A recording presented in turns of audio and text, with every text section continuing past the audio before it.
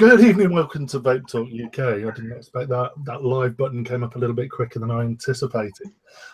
Welcome to, I don't even know what show we're on. What episode we're on? 118. 118. What your number? 118. I'm well prepared. What's the title of the show? Quitter's Gonna Quit? Quitter's Gonna Quit. Welcome to episode 118. 118. Quitter's Gonna Quit. Joining me this evening, we have Mr. Ian Chandler. Good evening, sir. Hello, my cupcake. Yay! He did it.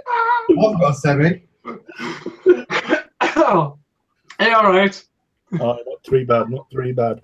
Also joining us this evening, we have I never know what the fuck to call him anymore. Chris JB, joining us from the sunny isles of. Let me big him up a sec. I have to big him up manually. Just say Spain. Yeah, he's in Spain. He's trying to get on the on a TV show. I think.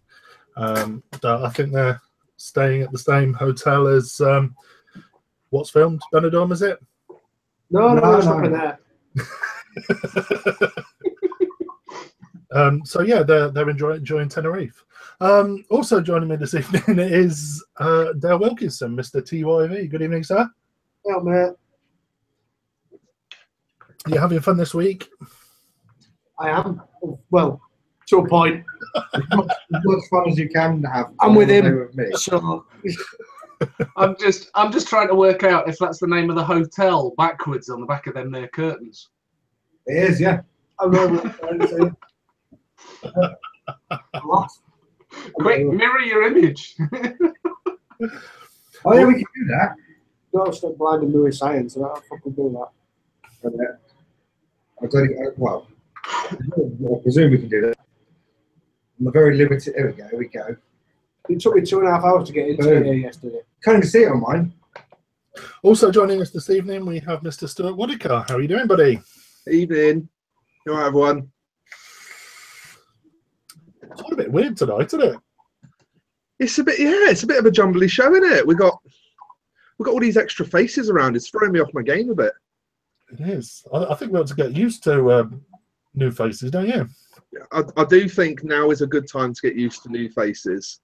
Are we going to announce new faces, or are we going to wait till next probably announce new faces? That is probably something we should do. Has everyone agreed with our terms and payment? Yeah, they've all signed the contract. We're all good to go. Network's been informed. Royalties checks have been prepared. So that 7 a month needs to go 4 ways now. So the first new face, Mr. Dale Wilkinson from Mr. TYV, he's going to be our new host. He's going to be. I'm not sure if they're going to stay with us all evening, but they're going to stay as long as they can before they get abused by security. I'm going to stay until I run out of Disarano. I'm stay until the broadband runs out. And we've also got Mr. Chandler. Now, Mr. Chandler, we really wanted, didn't we, Stu? It was difficult. Basically, Dale and Chandler were sort of tied for first place, weren't they? And we were really splitting hairs as to sort of who we'd offer the full-time space to. I was part of this discussion, you two, you fuckers. You two, backlit fucking back alley lady and tramp dinner spaghetti eating motherfuckers. Listen, Chris, I do my best most of the time to pretend you don't exist. Dale, do me a favour. No. Hand Chris a tissue, trying to dry his eyes. Oh, we've used them all trying to fucking plugging our phones and stuff into the dodgy sockets. We put tissue in there first to get it to stay in and stop it sparking every 3 seconds. So Chandler is going to be joining us on a permanent basis. He is now part of the Vape Talk UK team, but he's only going to be joining us sort of once, twice a month, with some special news and some interesting stuff. We know how quirky Chandler's sense of humour and idea of news is. So we're actually really looking forward to having both. I think I'm a bit boring, to be honest. I prefer Leslie. Say that again in English this time. I think he's a bit boring. I prefer Leslie. We do like Leslie. For those of you who don't know, Leslie's the voice. I think, Chandler, do you go out at the weekends dressed up as Leslie, or is it just a voice thing? No, I haven't done that as yet. No. But you know, I do look quite good in heels. You know what? You'd make a great Little Britain character. I'm trying to imagine what Leslie would dress in. A flowered summer dress, full length. I reckon she'd have a wardrobe like 20% of this hotel resort. Ellie Cropper. No. There's some bird walking around in what looked like tracing paper, yellow tracing paper. Yeah, but she was like 60, that was the problem. Yeah, the problem is you could count her minges through her dress. And then some other bird earlier who had what I can only describe as leather titties. They sort of hang down, but they had like the pitted leather look. Yeah, it wasn't great. I'd imagine that's the sort of wardrobes that... You know the FHM top 50? The arse end of that scale, if you just like tear off different pieces, different people and put it together, that's what that voice sounds like it would amount to. Shall we start with our new guest then? Dale, what are you vaping on? Excuse me, it's what are thou vaping on? We're in Spain. Well, what art thou the Spanish thing, is it? Oh, I don't know. What are they vaping Shakespeare or... That's a bit of Renaissance to me. What are vaping on? No, isn't it the typical Spanish? The what are you vaping on? I don't think even that works because I asked for 2 mojitos and ended up with half a litre of He says that, right? But you go to any hotel in Benidorm, and you go to the counter, you're just like, we are here to check in. They're like, all right, mate, what room? The more English than you are when you turn up. Yeah, the problem is the bar staff and the people that you ask for stuff that don't speak a word of English. So as I said, I asked for two mojitos and a coffee. I ended up with 2 2-litre bottles of water, a coffee, and you got that right, and then about a litre of Disaronno, which I didn't even ask for. It's definitely not a mojito, but it's alcoholic, and we're going with it. Chris, are you one of those that when on holiday you're speaking kind of like broken English, you'll go up and you say, "You all right, mate? How you doing? Can I have 2 Thavatha?" No, I don't do that. I just point at stuff and say that one. That one. There's a guy downstairs who looks like Cristiano Ronaldo, but he's got the same sort of goatee, soul patchy kind of thing that Chandler's got going on. And 200 million less in the bank. Wow. Yeah. What are you vaping on, Dale? I am on an Aspire Breeze with some Hawaiian Sunrise by an awesome company called Switch.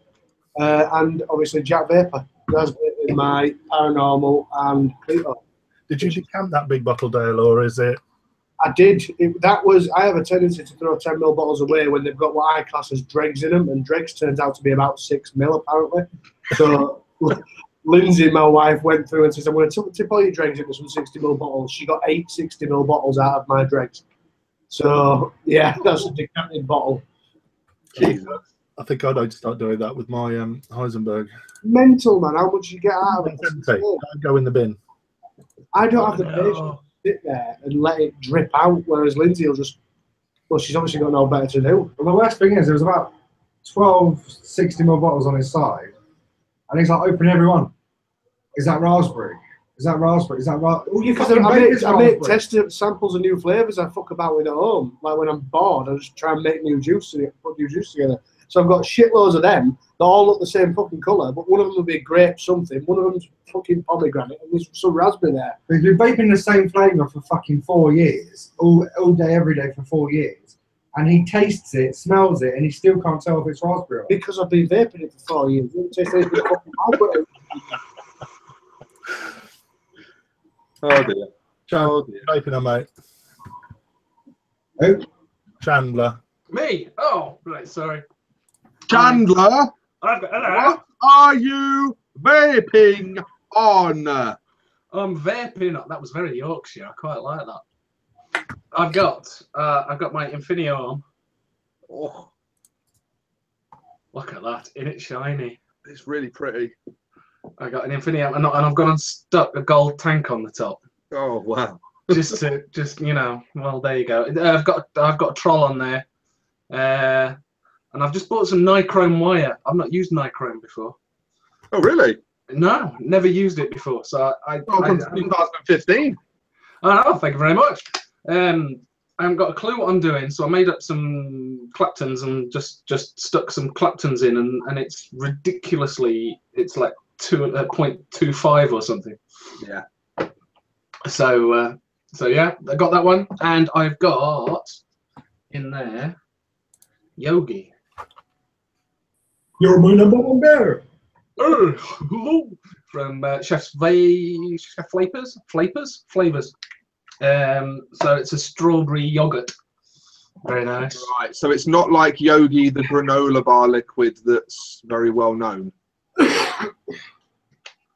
Pass, because I've not heard of Yogi, the granola bar liquid. What? Brown boxes with a picture of a bear on the front. It's everywhere. No, I've not seen that one. It was like it was one of the hype things, I think. It popped up and pissed off. No, Yeah. Yeah. To be fair, it's not about as much now, is it?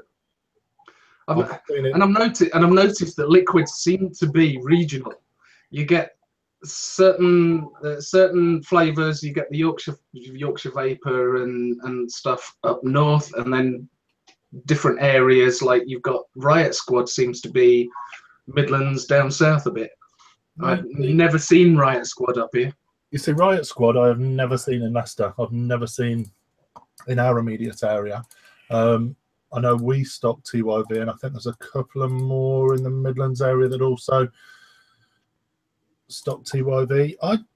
You know what? I don't think it's a massive difference. I know pretty much. I know it's tricky to keep on top of what Dale stocks now, but I know you stock similar to us, don't you? Yeah, really similar. I think the actual profiles are what like you said, geographical and regional. Like it's mad. You can physically draw lines in our range specifically in what sells where. We have some flavors that we don't even stock in the shop of our own because no one ever frigging wants them. It's pointless just to put it there. It's mental. I completely agree. So go on. What's a Yorkshire flavour profile then? Beef, cheap, Cheap.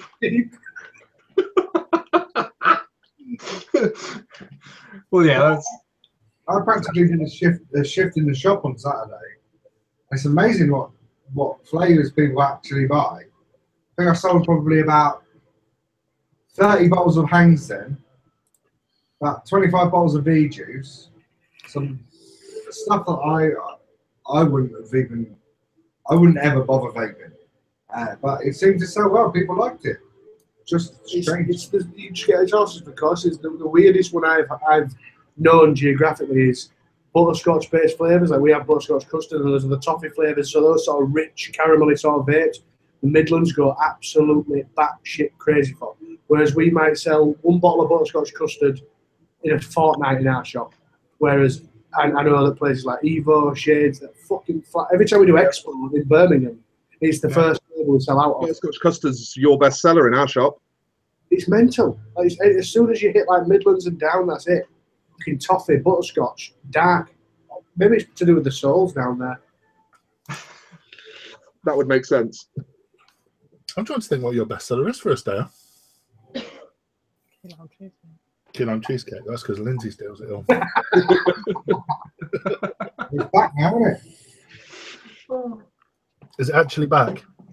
It is. Oh, I do like lemon. I like lemon tart, key lime, that sort of flavour. Yeah, like that. I've really. TYV key lime cheesecake is fucking superb. Mm. You see, lemon. Me, when I think it was Dinner Ladies first jumped on board, they first released that lemon at the Expo 3 years ago. You know what? I thought it was incredible. Now it's been done to absolute death. Yeah. Fucking sick of it. It was fantastic, though, I must admit. Like the whole marketing behind it, the flavour was brilliant. The only problem I thought, everything I say about another juice manufacturer can seem better. But I'm genuinely, my opinion is that was a shit hot flavour, but it was out of order to use that to carry a range that was generally shite. Yeah, the rest of the range wasn't up to the standard, was it? Not all, but the marketing just carried it and sold it. Yeah, no, you're quite right. Yeah, the rice pudding's supposed to be the rice pudding flavour was supposed to be good, wasn't it? It was. Someone said it's like is it Grim Colt's Yig? It tastes nothing like rice pudding. Don't it? I've not tried it. I've not actually tried it to.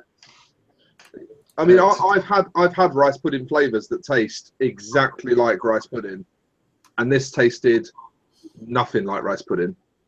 Valhalla Vapes do a banging rice pudding with jam, like really, really, really nice, and it's fucking. How you get like the taste of chew? It might just be me, my version of rice pudding. My grandma used to burn the fuck out of it. So how you get that chewy rice that's rock hard, I've no idea, but it tasted like what my gran used to make for us. It was bang on. Maybe your coil was better now. I was going to say, yeah, burnt rice pudding. Your coils were fucked. Right, Chris, what are you vaping on? I'm vaping on one of these little shits. The Breeze. Yeah. What's the airflow like on these breezes then? Because I keep hearing it's too open for mouth to lung. It's much and such the same as the billet box, if not a bit more open. So it's too open for mouth to lung then? No, I'm happy to lung it. It really needs to take this. No. I mean, I wouldn't try lung in here because I've got 12 milligram shit in here, but it's, yeah, I mean, it's fine mouth to lung in here. I'm actually quite enjoying it. I was really surprised. A lot of these fucking trivial, what do you call it, they're like, you know, the closed pod systems and all that shit. A lot of them are very much like everyone's selling them, jump on the bandwagon. It looks very much like an eye care. But yeah, it's a lot better, performs better. I mean, I've had this coil in here since Friday night. I've been using it pretty much non-stop. So obviously I don't want to drop a billet box in the pool. And yeah, flavor's still good. I filled it up twice I think. It does, because you've got the black one, it does look a bit like you're chewing on your key fob for your car though, doesn't it? It does a little bit. Yeah. Then I've got that Hawaiian punch or whatever you'd like to call it. I'll call it whatever it's called. Yeah, that one. And then I've got billet box, Nick Salts, as per Nick Salts on tour, lads. Sorry to keep you awake, Stu. What are you doing for? Sorry, it's just seeing that billet box for the 20th week in a row. Ugh. Well, the thing is, I found something that I enjoy. I'd rather be showing the same thing every week than a new thing that are all mediocre. 20 weeks worth of new shit that's okay is a lot of fucking wasted money. Yeah, he's only jealous. He is. Yeah. Seems to recall the only billet box he's ever had was a clone. You know, there's something I really enjoy in vaping, and that's triggering you. Well, and your fucking little weird me one shit. You're like VT UK's resident Tumblr fem. You cut out then. I don't know if it was mine or yours, but no, it cut out for me too. Oh, I heard Tumblr. I said you're like VT UK's feminist. It's fantastic. Near in Benetton, piggybacking Wi-Fi off of, I don't know. That's not piggybacking. I've paid for mine. I'm skanking Wi-Fi from the hotel, right? And when more than one person connects to this Wi-Fi, half of Benidorm has a blackout, and we've still got a better connection than you have. Talking about it, my connection's great. Why does it keep cutting out? I don't know, but it's probably not my internet connection. What are you downloading? No. You're downloading something, aren't you? Blue Movies. Dude, what you vaping on? I'm vaping on some vapes. I've got the Me one again with 12 milligram lemon and lime, standard procedure. There he goes. Served him that one, didn't I? And I'm back on this setup again, the Petri 22 with the cloud cap and my yellow wrap Frostbox. I just realised I've still got Chris on big. Just really enjoying this. I've been not really wanting to vape much else, to be honest, just this and this. Like 2 weeks solid, and that's really all I've been vaping. On that, I've got this. We've just got Chamois Shake back at the shop, and I'm so happy. I saw that was available again. Yeah, I'm so happy. It's one of my faves. Well, I used to kill your coils. Do you know what? I think they've cleaned it up a little bit, actually. I haven't changed this cotton. I haven't changed this cotton in here for probably, it's got to be 4 or 5 days because I've been being a lazy cunt lately. It doesn't look that bad, does it? No, that was about 4 or 5 hours with the old one. Yeah. Not too bad at all. Is the nicotine, well, the nicotine won't be harsh, just put a Nick shot in, I presume. I didn't put one in it. Vaping zero? Yeah. I tend to vape zero on sub-home setups most of the time. I get all my nicotine.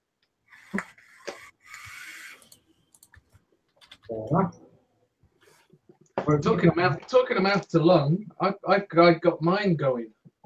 I've got there you go. Because you mentioned that last week, didn't you? The Merlin Mini. Merlin Mini. Wicked tank. Absolutely. So I thought, right, I'll crack that out again, and I've got it set up single coil with the tightest airflow screwed in. Yeah, nice. So mouth to lung, oh, it's fabulous.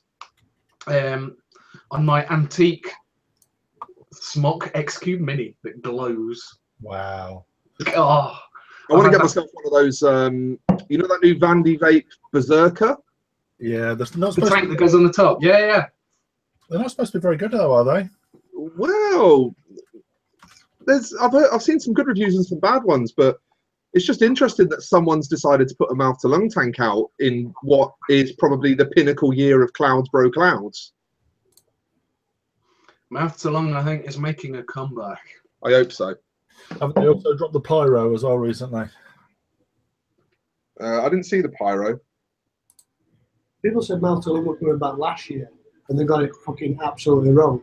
And this time, I think it actually really is. I have never even slightly been interested in mouth to lung since I went to Suburb, and I honestly have done nothing but enjoy the breeze. And that, I think, possibly because, like Stu said, it's not. I wouldn't say it's too airy, but it's on the airy end of mouth to lung.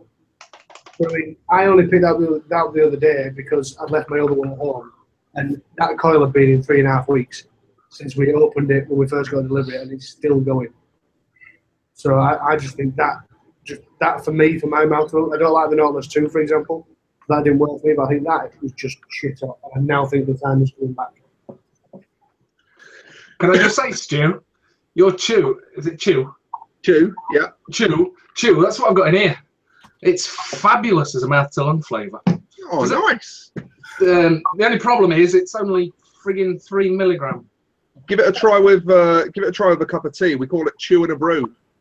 Chandler, just hold that bottle up again. The bottle up. Who's we? Who started this chewing a brew? Me and my friends on my promotion team, Chris. Have you? There you go. Is that what you're looking at? Yeah. I was just wondering how you're getting on with the Benau or whatever, however it was pronounced. Bagnet. Bagnet. The Bagnet. Yeah, the banana Bagnet. Beignet. Beignet. I've been practicing. Beignet. How's that? That's beautiful. Can Leslie say it properly yet? No. Any from New Orleans, that Stu? It is, mate. Yeah, street food. I'm going to be proper thinking. The New Orleans is in America, right? Yeah. It's yeah, Louisiana. Yeah. Why the fuck are they calling it a beignet in New Orleans? There's a huge French population in Louisiana, mate. It's what? There's a huge French population in Louisiana from French-speaking African countries that came over as slaves. Oh. Well, there won't be now, will there? There's no left in New Orleans. It's heritage, isn't it?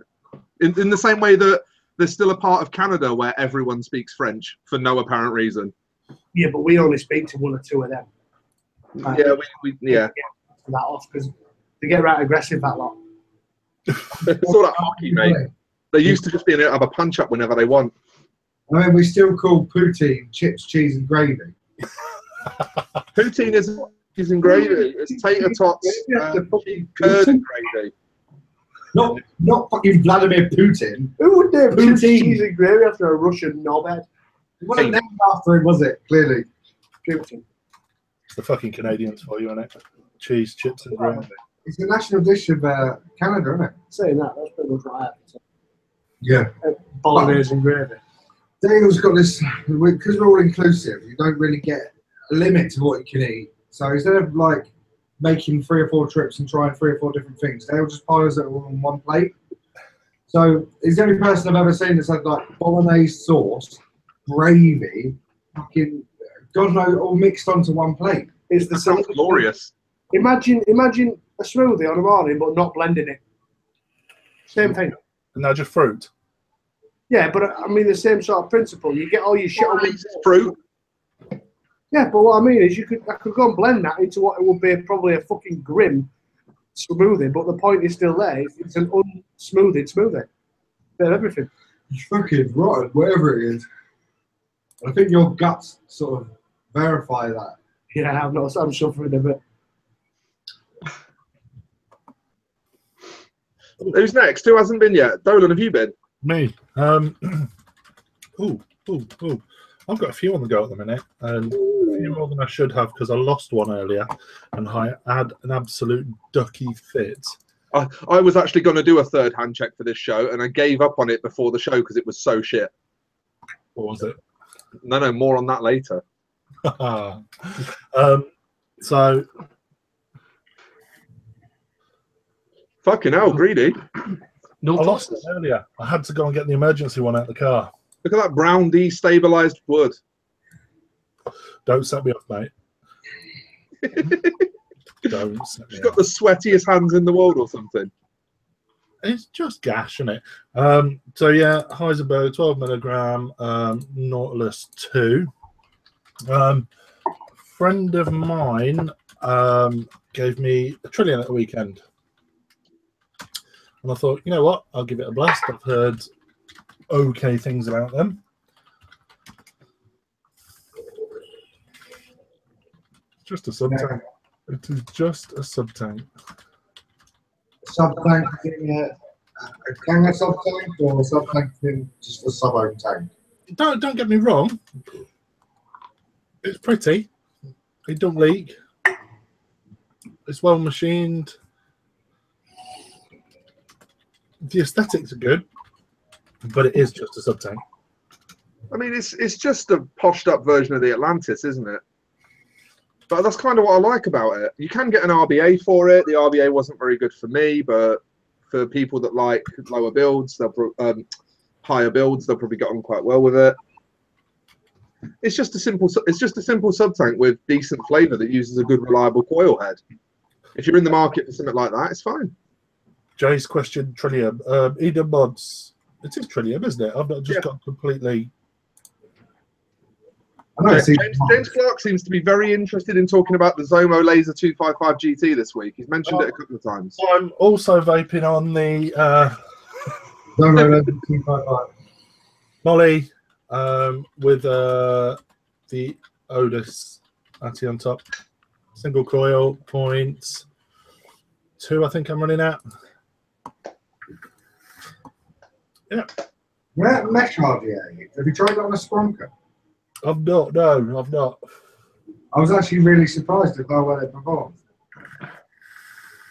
Have you tried it, Chris? I've tried it, yeah. I don't own one. Some lad that I know brought it round.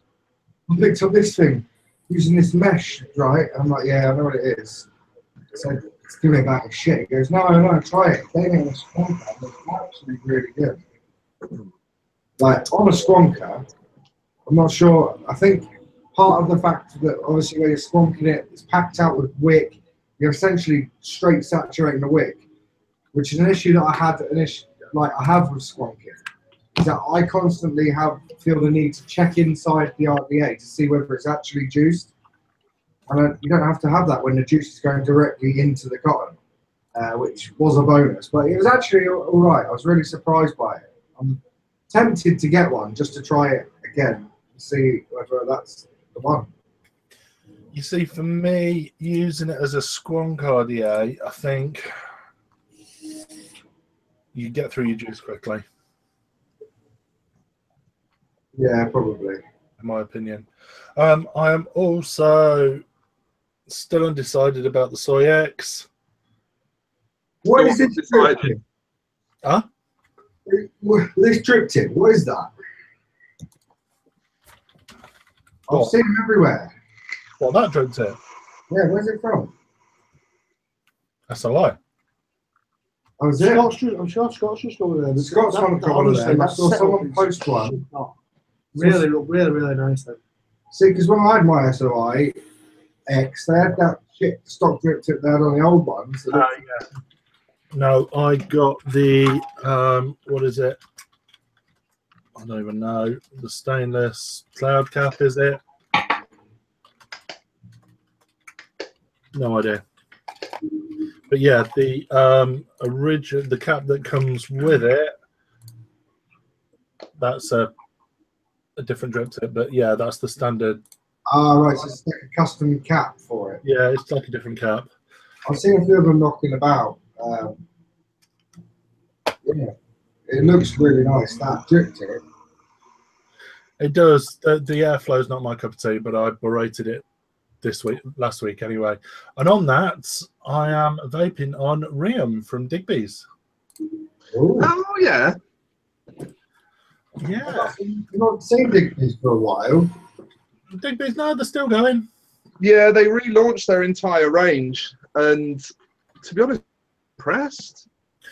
This one is a rhubarb and vanilla crumble. I do like my vanilla rhubarb. I tell you what bothered me. They sent me the whole range, and it must have been the whole relaunch range, the whole new one. 8 or 9 bottles, and I think 3 of them had absinthe in them, and like 3 of them had menthol in them. Yeah, I know. Did they redo Jekyll and Hyde? Yeah. Yeah, see, that's strongly absinthe based. And then the gunpowder one. But there was like a really high number of juices in quite a small range that had either absinthe or menthol, or absinthe and menthol. Yeah, it wasn't Dr. Jekyll, that was absinthe and citrus, wasn't it? Yeah. Yeah, and then gunpowder was like absinthe and black pepper by the taste of it. Absinthe and stale Nick. Which one? Yeah. It was aniseed and absinthe, I think. Oh, was that Jekyll? Was that Jekyll? No, gunpowder was anise, wasn't it? Yeah, aniseed, yeah. That's it.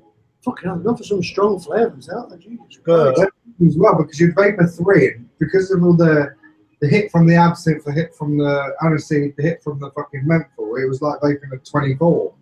I'm pretty sure there was mint in gunpowder as well, and that was what. Yeah. Yeah, I can't remember. I used to like them though, because they were a bit out there, and I think I first tried them when I first started sub-ohming.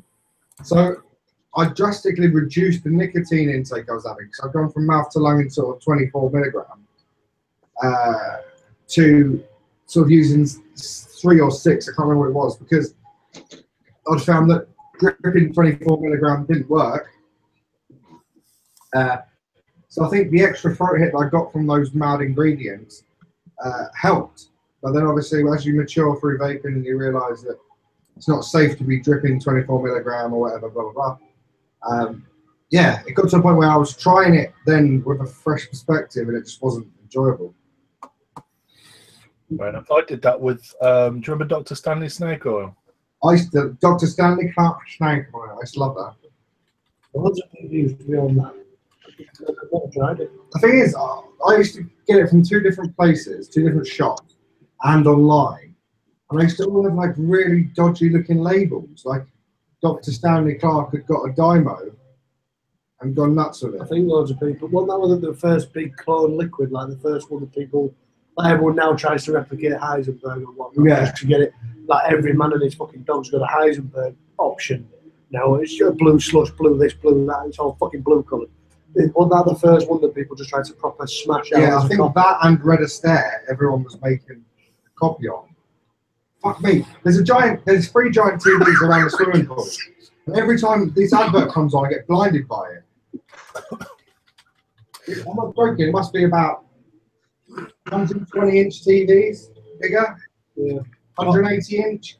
Mark, if you like rhubarb and custard or rhubarb sort of flavours, apparently the cult one, I haven't tried it yet. The cult grandma's cooking or something like that is apparently fucking unreal. See, I got the sales pitch from someone on the cult range, and had a really, really, really nice conversation with the person. I won't mention his name. And then I asked how many was in the range, and I instantly backed off. 30, I think it is. There's 30 in the cult range, and there's a cult drift range coming out, which I think has 7 so far. But what we did was we went and tried them when we went to that meet, and we just chose what we believe will be the most popular 7. Yeah. That Colt Vapor range is fantastic. We've got a couple of them. I might nick some of that rhubarb one from the shop. Knock yourself out, mate. We don't sell it. There's a really good rhubarb and custard by a company called, but I think they only do it in 80/20. Comes in bottles like this. This is obviously not it, but comes in bottles like this with like little metallic swirls on them. Really, really decent rhubarb and custard. What company is it? City Vape. Shark's Blood from Bordeaux too. That was orange, anise, and menthol, weren't it? Yeah. What's the weirdest juice you've ever tried? Excluding that lemon cucumber one I made. The weirdest or the worst? That one was nice though. Weirdest. It doesn't have to be bad. But the one I made was weird. It was actually really refreshing. It just was weird. It was like lemon, menthol, and cucumber. And it actually sold really well. I made like a weird chai tea one as well that loads of people like. I mean, the weirdest juice I've ever tried was recently I've actually seen it in crisp form. It was like a lime and black pepper. And then I thought they were taking the piss. I tried it and it was fucking weird.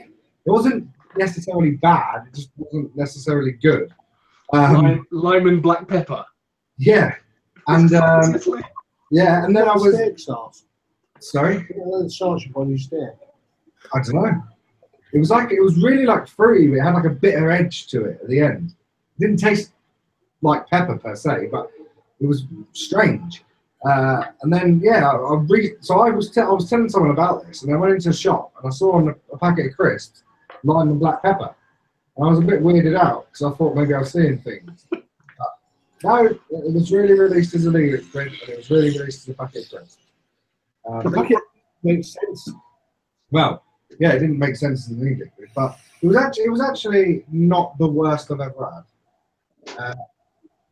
I can't remember the name of the company that made the worst I've ever had. Let me do some research quickly while you lot answer. What's the weirdest juice you've ever had? I can answer this question very, very simply, very, very easily. There was 2. Both by Hang Seng. One was a roast beef and one was a roast chicken. Remember that? Oh, there was a chicken curry one once. Oh, it just That one's made a bacon tomato. What? Fucking no idea why. It was fucking disgusting. and I had The weirdest and the worst are actually the same one for me. You know when I was saying about those Patrick Manny, the Biscuit Man samples that I got? The first time I vaped the Party Rings one, my response was, I can taste ring, but where's the party?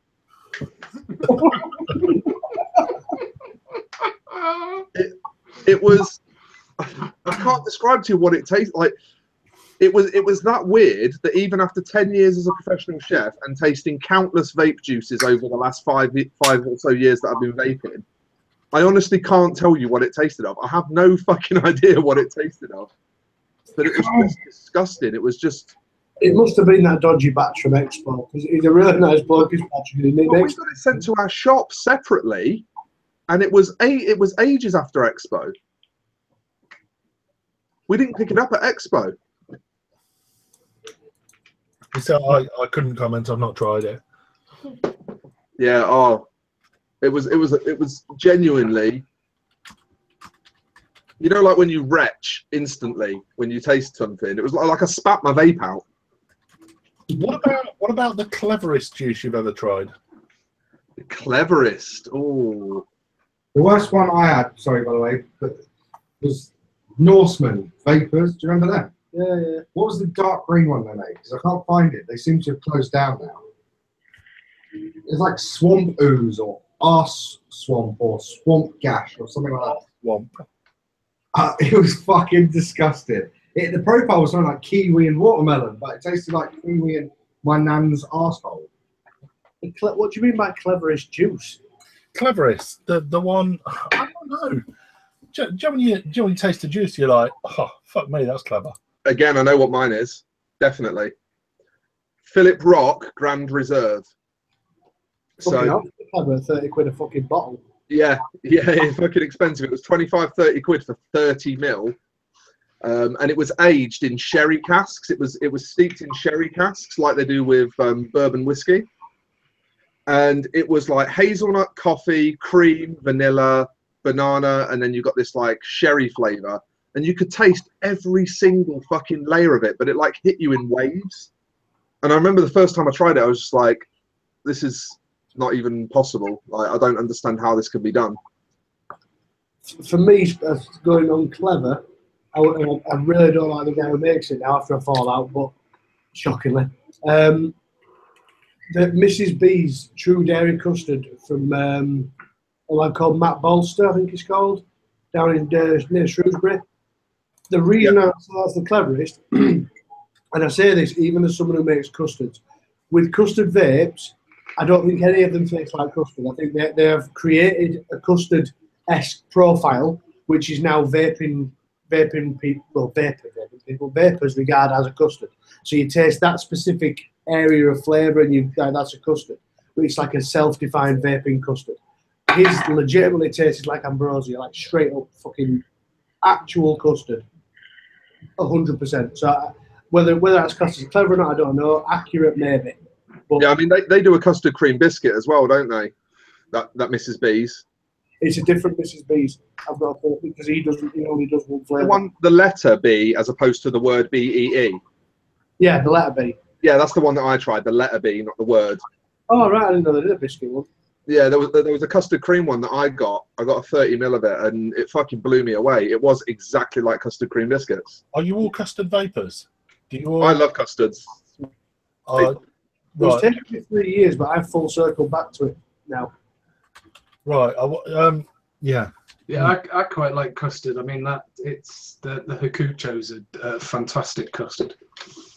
Stop it. I know. Remind me. Oh shit! Yeah, I've got the job, haven't I? Yeah, I hate it. It's fucking awful. Bloody shit. Terrible juices there. Cleverest juice I've ever had was Nectar Door by E. Apothecary. You don't like it? No, it's the cleverest. Oh, very clever. Very, very, very complex. Very, like, literally, you could put your mod. Say, for instance, you had like a one-home building, right? You could literally deviate from, I don't know, 5 watts up to 20 watts and taste a different note every single wattage. It's absolutely incredible. It's really. Is that by design though, or is that? Yeah. There's the one that he made that was really complex with like 20 different Which fucking one? Everything he touches is stupidly complex. Well, he's like this. Pretty good. He's like a top chef. You know, like not quite Michelin star, but near enough. And all of the juices he makes are really, really complex. They're nothing like, you know, like where you go into a restaurant, they say, oh, such and such with something. You're like, why the fuck would you put them two together? And then you try it, and it's like, it just works. Do you know what I mean? You don't expect it. It sounds shit. It looks fucking gash. When you try it, just the flavors like that stuff you gave me the other day. It's like chili lime jam, which is actually sweet on cheese with like salami, and it fucking looked disgusting, but it was actually really nice. I'm cultured now, you see. Fuck off. He's gone to one cheese shop and got a good deal. You only need to go cultured. to one cheese shop to get culture. You're like fucking 2 steps above a baby bear. Straight over his head. But yeah, Alex makes some incredibly complex juices. This Nectar D'Or is literally like, it's fucking beautiful. It's a coffee tobacco for those that haven't tried it. Yeah. That sounds like my cup of tea. But you get like creme brulee kind of notes to it. You get custody notes to it. You get like a really rich ground dark coffee, followed by like a sort of rich sweet tobacco. It's fucking mad. Honestly, you need to try it. There's one that I've always wanted to try that I've not got round to trying yet, and that's is it sticky rice? Mango sticky rice from the UK. Don't waste your time. It's Really? very, very rich and very, very sweet. But as an occasional treat now and again, it's lovely. But don't get me wrong, 2 or 3 pulls. I think Stu's right in what he's saying. 2 or 3 pulls, it's all right. Take it out with you for the day, and that's all you've got on there. You'll regret it. The thing I think about the way, especially Canadian, a lot of people blame or say that I hear all the time that American juice is better than British juice, or that American juice is so much more complex like Canadian. The reason being, and I believe this is the reason, it's not just sweet, right? People always say it's the sweet use. That's a massive factor of this on the sweet tooth side of things. But also, including myself, up to a point, I used concentrates that were easily available to the UK, TFA, Capella, things like that. You know, the mainstream big flavour houses. Until I started learning how to use other ones, and so I started playing around with other ones and going out and finding that there's about 50 flavour houses, good flavour houses in the States and in Canada, which are all on these guys' doorsteps. They can go to the warehouse, they can order it overnight. I've always ordered direct anyway, but these I don't find out about these places in passing, because it's not as talked. These brands, the flavour houses, aren't as talked about in passing in the UK community. So it took me a lot of research so that I didn't just put any old Capella recipe together. I didn't put any old TFA combination with Capella together, because you got to go out there and find out some proper. There's one in France. I mean, some of the flavours in France are shit hot. And they're technically on our doorstep, but you don't think, oh, well, there'll be one in France that I can't pronounce the name of. And me personally, I write them off straight away. And now I've learned, no, don't do that. Actually go and see what they've got. Go and buy a sample range from them and have a fuck around with it.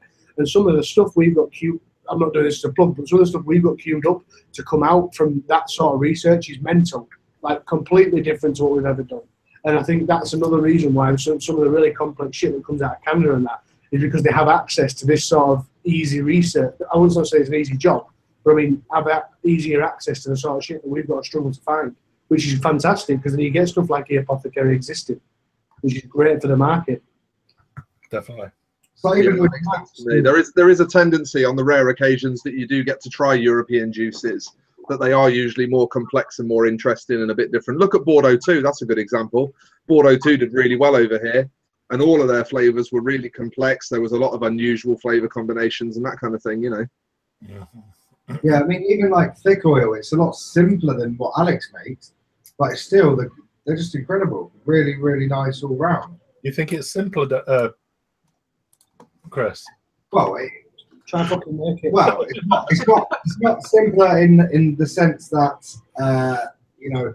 I mean, I know a couple of the recipes that are actually really quite complex, but in what they're trying to achieve with the flavour, does that make sense? Like, for instance, lion's oil that is trying to achieve, you know, like a nutty, tobacco-y flavour, you know, whereas so he's pretty dead set on what he wanted. Whereas when it comes to Nectar D'Or, you could, as I said, you could vape it 20 different wattages and get 20 different notes out of it.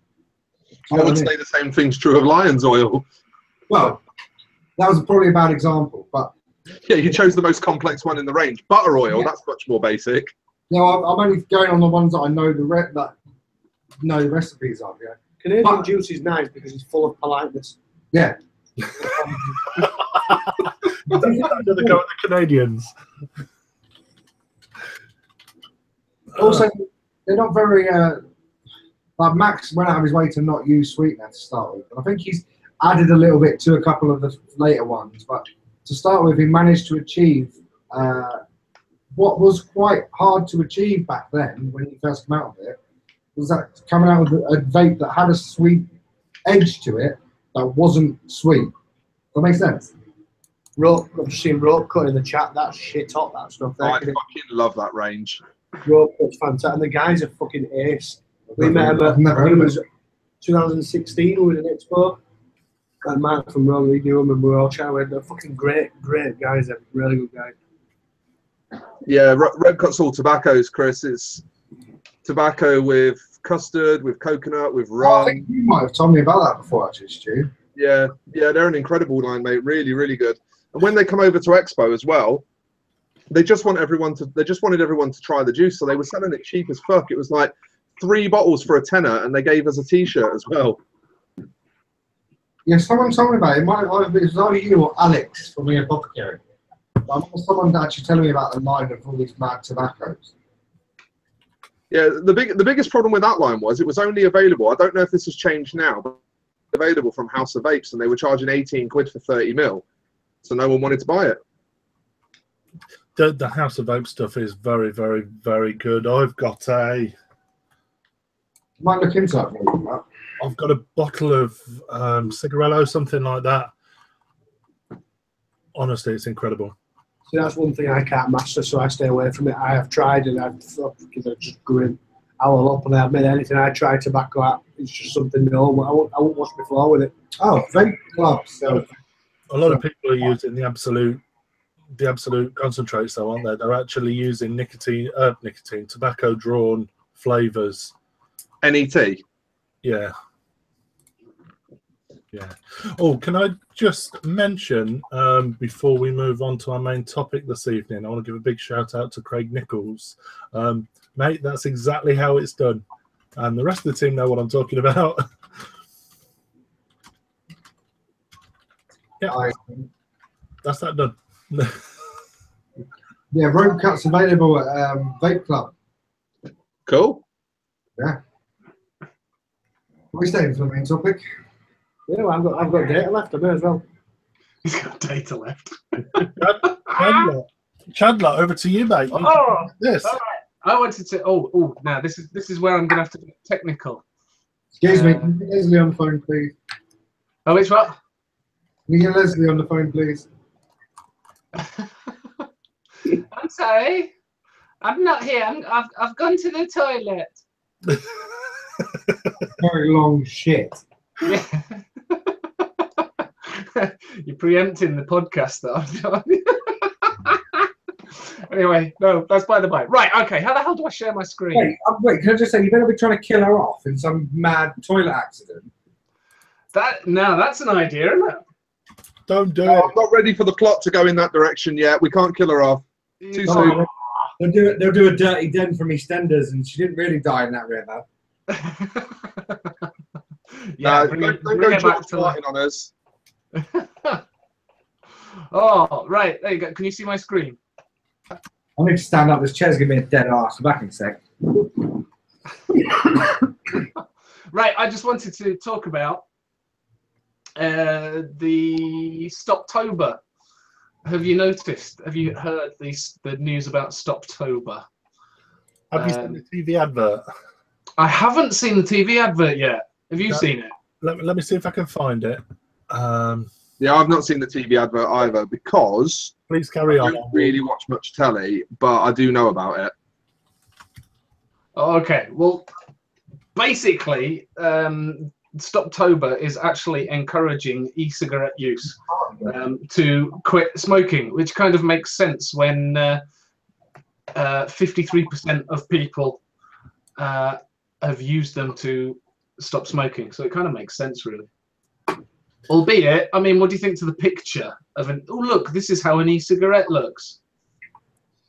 Yeah, it's interesting, isn't it? Especially when was the last time? Yeah, when was the last time you saw an e-cigarette that looked like that? Carto. Yeah. Oh.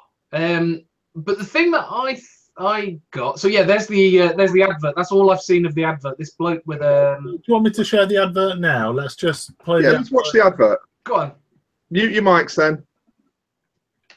Liverpool drawing 1-1. Over 1 million people have used the StopTober 28-day challenge to help them quit smoking. And from October the 1st, it's back and bigger than ever, with loads of support, like our free app, online community, and face-to-face advice. Plus, you can use gum, patches, and now e-cigarettes. Keep it up for 28 days, and you're 5 times more likely to quit for good. So come on, join in. Search StopTober for all the support you need to quit. There we go. I don't understand why it's saying you can use patches, gum, and now e-cigarettes. No, you could have used e-cigarettes for the last 3, 4, 5 years. It's not and now e-cigarettes, and now we've given in as a government trying to fucking boycott them. Yeah, but also not going to say that on the fucking TV. I think we need to address the more obvious issue first, don't we? I think here comes the what's the word? Oh, Chandler's still muted and still screen sharing. Chandler, stop being muted and stop screen sharing. Scott, oh no, I just wanted to pick up on the, where is it? Here we go. This bit here that says for the first time, NICE is saying we recognise that e-cigarettes are being used by people to help them quit. And it says, therefore, engage people in discussion about how they're using them and encourage them to be using them only as part of a quit attempt. Okay, now how do I turn my screen share off? Well, where I was leaning back, where it says tell them, back here it says tell them to only use it as a quit attempt, and it says tell afterwards, after the ... It looked like it said lol. And it's far back, so I went in like, does that say lol? BBC's trying to really get a bit more casual with how they address their public. I'm trying to use it for a quit attempt, lol. But it made me think, and I thought, you know, I thought you had a singer like in your hand then. No, it's my screwdriver. It's a screwdriver that came with my troll. Maybe I should use the only recommended form of nicotine vaporization. Yeah, but no, I thought that it's saying that we ought to be only using e-cigarettes to quit. So, as a hobbyist vapor, are we quitting?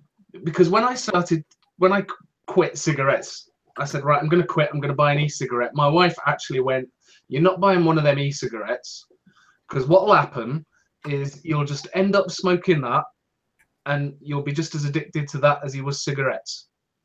And 7 years later, I'm still vaping. Well, this was going to say is the more obvious point to address. No, the more obvious point to address is you've been vaping for 7 years and you've only just tried Nitro. That's the fucking elephant in the room here, Chandler.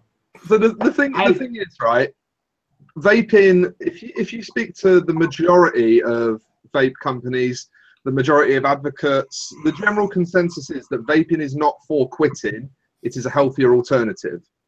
You know, the vast majority of companies will stick to that rhetoric. And that's because with NRT, patches and gum being the main ones, you have a structured nicotine reduction going on while you're using it.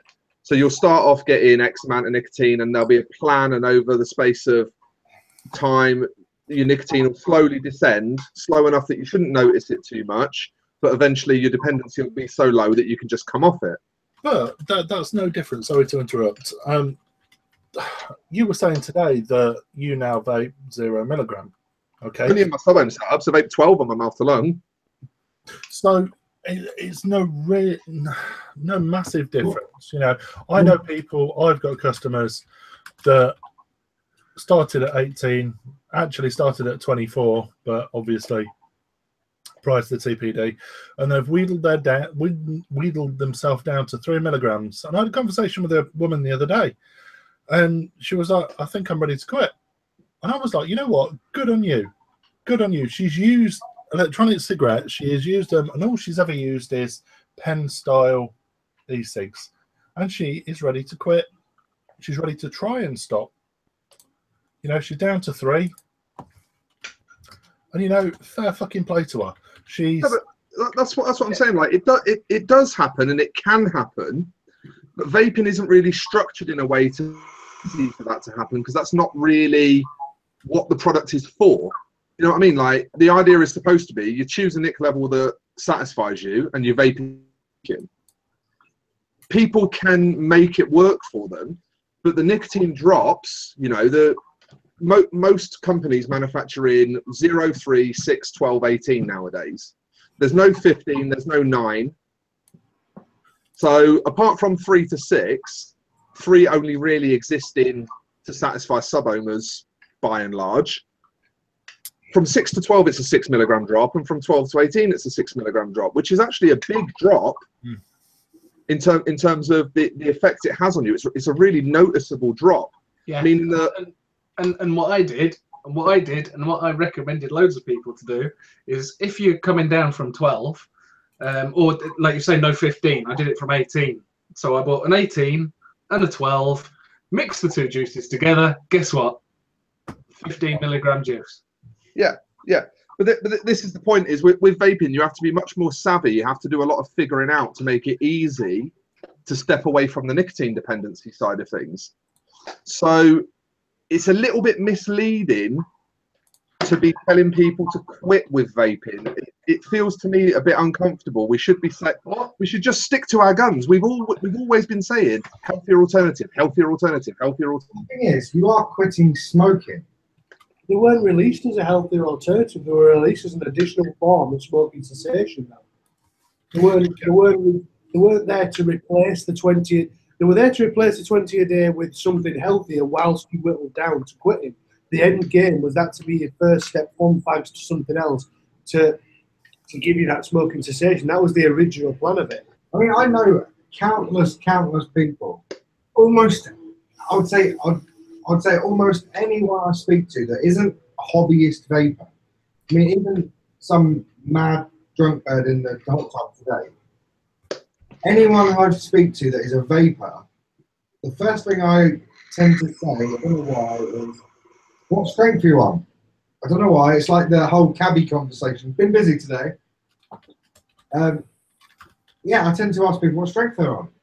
And a lot of them, if not all of them, have said, oh, I'm on, I don't know, I'm on 6. A lot of them say 0.6%, or I'm on 6 milligram, or I'm on 12. Blah, blah, blah. I was on 24, and I got down to 18, and I got down to 6. So, I mean, yes, some of them have said they've been doing it for years. You know, I've been vaping for 4 years. I've used this same pen, and I've got down from 24 to 6 or whatever. They are doing it. It just seems to take a hell of a lot longer than it does on the recommended portion gum or patches. Or, I mean, like, for instance, many people who quit with, like, Champix, you're only allowed to take it for a certain amount of time. 2 weeks. So you've got to, you know, get that out of your system by the end of it. Patches, you only prescribe them for a certain amount of time, and you've got to get it out of your system. Otherwise, you've got to pay for it. And I mean, Britain, a lot of Britain, if not most of Britain, are tight. The thing is, though, like, 15 quid for a packet of patches that the NHS will give you for the first 4 months. You'll give up in 4 months. The patches, the recommended cost for patches is bullshit. Because how can you recommend a cost for people with such varied smoking habits? You get people who smoke 5 a day for 50 years and they just want to quit. And this is exactly the point. Like, this is probably why vaping does so well for helping people, because the whole approach, swap over to this, it will do you much less harm, virtually no harm, and take it at your own pace. Manage it yourself. You know, you be in control of it. When you want to step down, step down. But it's not the priority. The priority is getting away from formaldehyde and tar and carbon monoxide and free radicals and carcinogens. Do you know what I mean? London. No, I agree with that, but I honestly think there is a natural downward progression for people who it's different. The hybrid is, if you get down to 6 milligram from 18, I firmly believe, and I would say this from personal experience from the people I spoke to in our shop, and from a retail standpoint of feedback, that your body tells you. I honestly believe, like, your car tells you when to change gear. Your body tells you when you want to drop to another level, whether it's from 18 or 12, and I believe that comes through in the form of throat infections. Not even throat infections, but if you go out on the piss and you have, if you're like, I was a 50 a day smoker. If I went out on the piss, I would tank 86 on a night, and I mean that. I would go through 80 lamb and butter in one evening. I would wake up on a morning having had way too much nicotine the night before, way more than I'm normally, my blood level is used to. Have a fag and I'd gag. I'd be like, fuck me, you know, it really, really catch me, and I'd feel that sort of heave. And then I found the same with nicotine. I started on 18, I didn't really settle with it, so I went to 12. I knew I wanted to go on to 6 when my body was going, right, 12 is just too much for me. And my body was telling me, you know, just drop to 6, mate. And I dropped to 6. But you've got the hybrid, the curveball in there, which is that people go from 6 to 3, and you can either go on 3 50-50, which is quite difficult because there's not many companies that do that, or you sidewall into, right, I'm a hobbyist now. And then the whole body telling you when to drop is no longer in effect because you'll just adjust your vaping to the kit you're using, and it becomes the hobbyist stuff. But then there is another side to that. I mean, like, for example, 24 milligram for probably the first 2 years, and then came down to 18.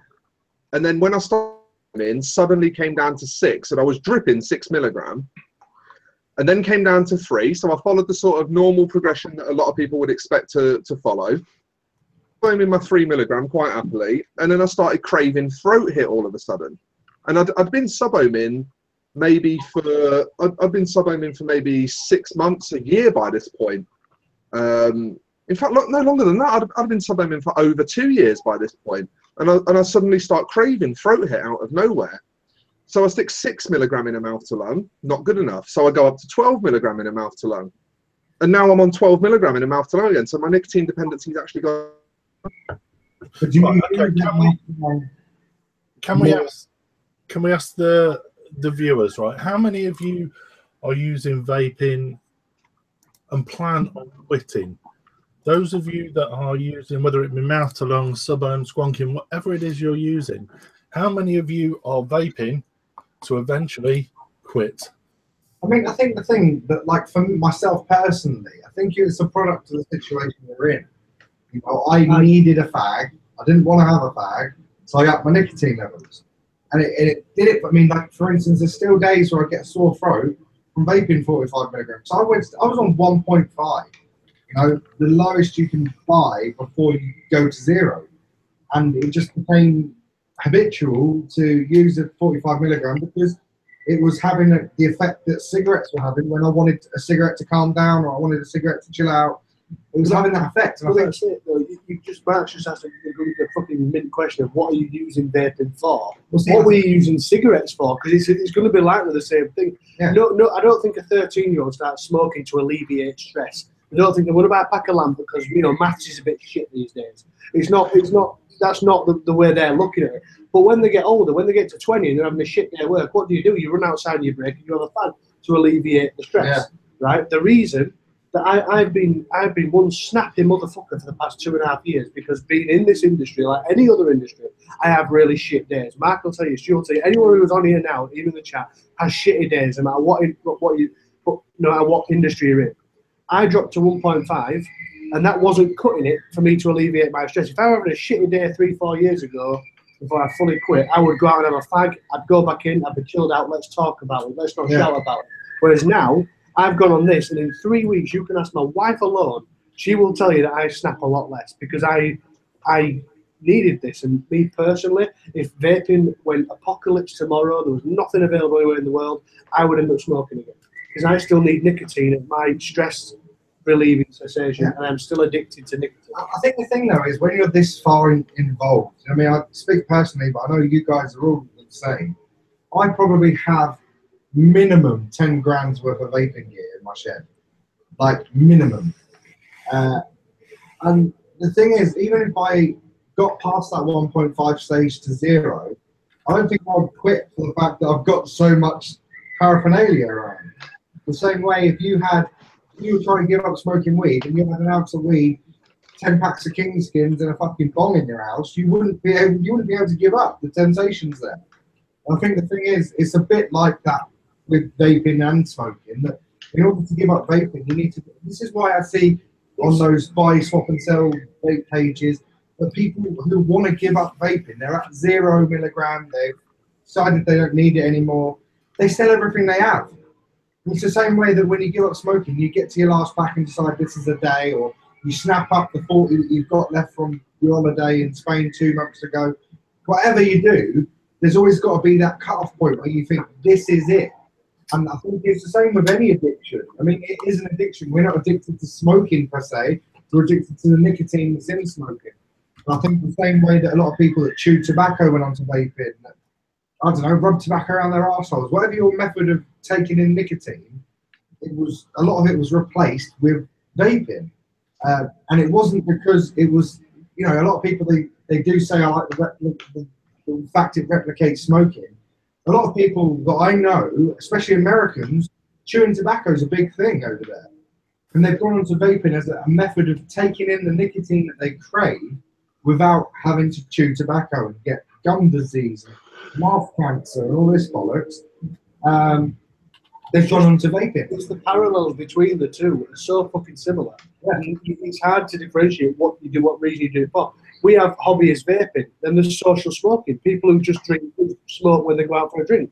That to me is hobbyist smoking. Not, do you know what I mean? Not hobbyist smoking, but do you know what I mean? The people who say, I only drink when I smoke. Well, I only vape when I'm interested in it. Do you know what I mean? There's two. I only use a fucking ridiculous series setup, which I don't ever. But if I did, that's what I would be using that for. Because my mate's got one, and I'm going to sit down and chill out and do what my mate's doing and talk about shit that's irrelevant. Because that's just, there's so many parallels towards smoking and vaping, for obvious reasons. Some people might lose sight of why they're doing it. They might just, it's become as hand to mouth as a cigarette was. It's become as vape to mouth as you vaping it. It's a fucking difficult question, I think, for people know if they couldn't vape tomorrow, whether they would smoke or not. I know what I would do. I know people know what they're going to do. But the reasons behind it, I think, are fucking mind-boggling. I don't know how anyone could possibly say it. Yeah, I think my opinion on it was that the fact that smoking and vaping has kind of turned into two completely different things. Mm-hmm. You wouldn't give somebody trying to quit smoking, you wouldn't give them a mech mod with an RDA on the top. Well, depends what shop you work in. Well, yeah, there is that, but going from my sister, my niece that have both been into vape shops and been given sub-ohm tanks to quit on and not got on with it. If you're quitting, you're not on a sub-ohm tank, you're on a mouth-to-lung device. Well, then again, there is the definite hobbyist side of things. The fact that I am vaping because I like vaping, not. I think you're right in what you're saying, that vaping is a whole separate entity. If you could vaporize alcohol, I don't think Pisshead Fanny from down the road, who walks home in trousers stained in her own urine, drinking out of cans that people left on the side of the road, skull. Fucking, I don't know. You know what I mean? I don't think alcoholics or people that are dependent on alcohol are going to go, I'm going to get a fucking alcohol vaporizer and do that instead of drinking. The thing is, like, if you look at cannabis culture in the States more so, I would say, like, they've got paraphernalia, they've got conventions, they've got Instagram accounts, they've got, big brands, and it's almost exactly the same as the vaping industry. There's different levels of good equipment, and there's community and clothing associated with it and all this sort of shit. Like, I think that's kind of like the hobbyist side of cannabis culture, because a lot of people that are just trying to alleviate pain or exactly. But what I'm saying is, like, the whole oils thing that they will recite is all to do with the health benefits, and in the same way that we as hobbyist vapors will always be like, yeah, but we have all of this shit that we do as the hobby side, but the core of it is it means I don't smoke cigarettes. So the thing is that just with cannabis there are drawbacks to cannabis. You like paranoia and things like that. So do you think there are any drawbacks to vaping? My skin's terrible. I'm getting really dry hands. Well, yeah, me too, man. Look. Do you know there's a bottle of water you can buy? You can buy a bottle of water that will alleviate any of those problems with your dry hands. That's really good to know. Cunt. Thanks, Rip. I mean, there are downsides to vaping. Marital neglect. Yeah. If I didn't work with Lindsay, I'd never fucking see her or speak to her. I mean that genuinely. Fuck that. I would rather sit there with my mates and vape. And back to the, I don't know if I'd call it a hobbyist thing, Mark, but I suppose the reason you have sofas in your shop, I imagine, is the same reason I have sofas in mine. So you can sit down in between serving. No, not that. Right? whether it's a smoking lounge, getting a vaping lounge, getting high with your mate, going to the pub to watch the football on a Saturday. With every industry, there'll become a restriction. There was smoking indoors and vaping with the MHRA, all that sort of stuff. So when smoking lounges got banned, the community of people that went there who didn't know each other prior to this smoking lounge, the community aspect was still there, but they had nowhere to go to do their hobby. So they opened a vaping lounge. So those people ended up quitting smoking and re-meeting indirectly with different people in another atmosphere. The community aspect of anything. This is why I don't know whether it's hobbyist or not. The community of people wanting to communicate without phones, without bullshit, without wives, without husbands, it's always there. But as regulation sets in, as new things get released, as ups and downs of vaping health and ups and downs of smoking health come out, the people are still there, sat going, where the fuck do I need to go here? So they'll go to the nearest thing and they'll sometimes, let's say, lose sight of whether they want to quit smoking or whether they want to just vape 0 milligram and chat to the mate. Yeah. Because it's a way, like what's that thing you have in America, that baseball league where you get a group of like 10 men, you all just go and sit in each other's houses and you do fantasy baseball. If fantasy baseball got banned, they'd end up doing fucking fantasy rugby and moving to England, and there'd still be people over here who did that. Do you know what I mean? It's as ridiculous as that. You will always find a group of like-minded people who, whether they want to call it a hobby or a lifestyle or a fucking self-help group of quitting smokers, the people and the community never changes. It's everything around. They have to adapt to a new form of whatever they're doing. So that's what I think turns it from, is it a hobby, or is it a self-help thing, or is it a community thing? And it's fucking mine. I'm sat here fried and I ain't been drinking. Like, I can't put in my head where I'm putting what I'm doing. I don't know why. Would I be sat on a balcony with someone I've known for only 2.5 years on holiday talking about fucking vaping if I was still smoking? What the fuck? Do you know what I mean? I'm fried. I'm done. See, the thing is as well, like, you know, like you're saying about the negative side effects of smoking cannabis. I think that's where it comes into the fact that when they regulate it, they are regulating it. It's not just about the taxation that the government benefits from.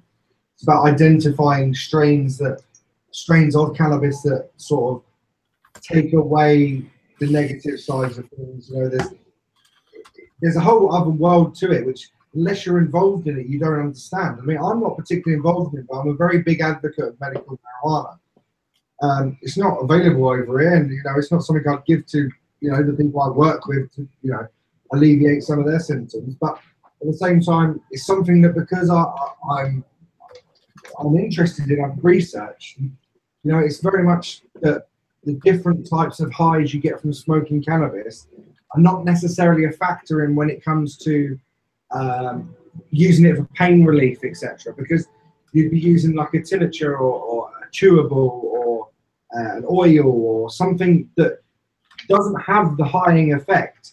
It doesn't get you high. It's almost like the CBD effect kind of thing. Much the same as anyone, though. You know, any industry, you're going to get evangelists. You're going to get the people that preach. You're going to get the people that say how much better it is for you, blah, blah, blah, blah, blah. Now, I've got a very close friend who is very much into his weed. He smokes a lot of weed, and he posts a lot of propaganda based on weed. You know, he thinks it's the greatest thing since sliced bread. It cures cancer. It does this. You know, children are being cured because of this, that, and the other. And much the same as we promote vaping, as we promote, you know, it's a healthier alternative to smoking. You know, it's like smoking, but it's not going to kill you. It's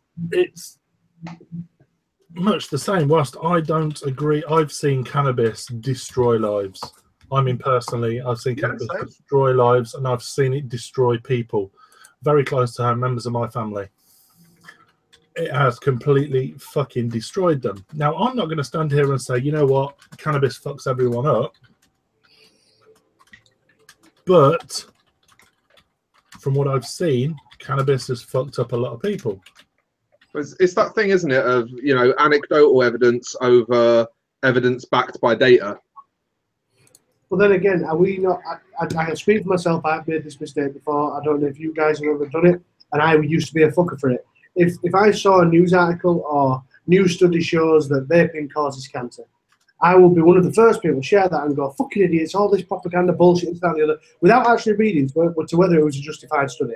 And I think a lot of people do that. Now, as bad as this might sound coming from someone who's heavily invested in the industry, I think a lot of us are fuckers for sharing stuff and being those evangelists going, I can't believe they're saying this, it's all bullshit. Then we actually might read later on thinking, fuck, actually, you know, this is a legit study.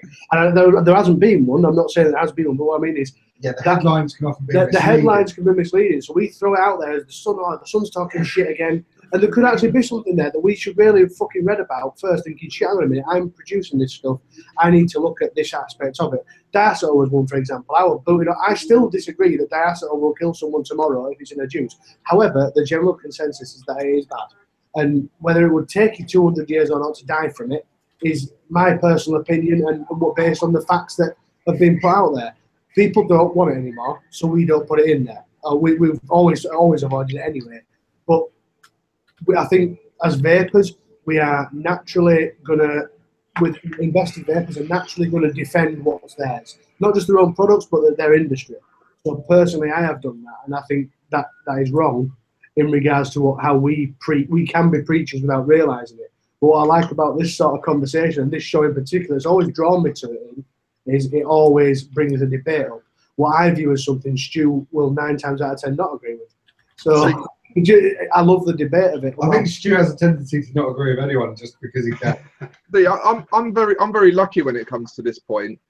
For years now, I've been really interested in a guy called Ben Goldacre. I think I've mentioned him to Chris, I believe. I think, Chris, you might have watched a couple of his videos. Is he the guy that does all this?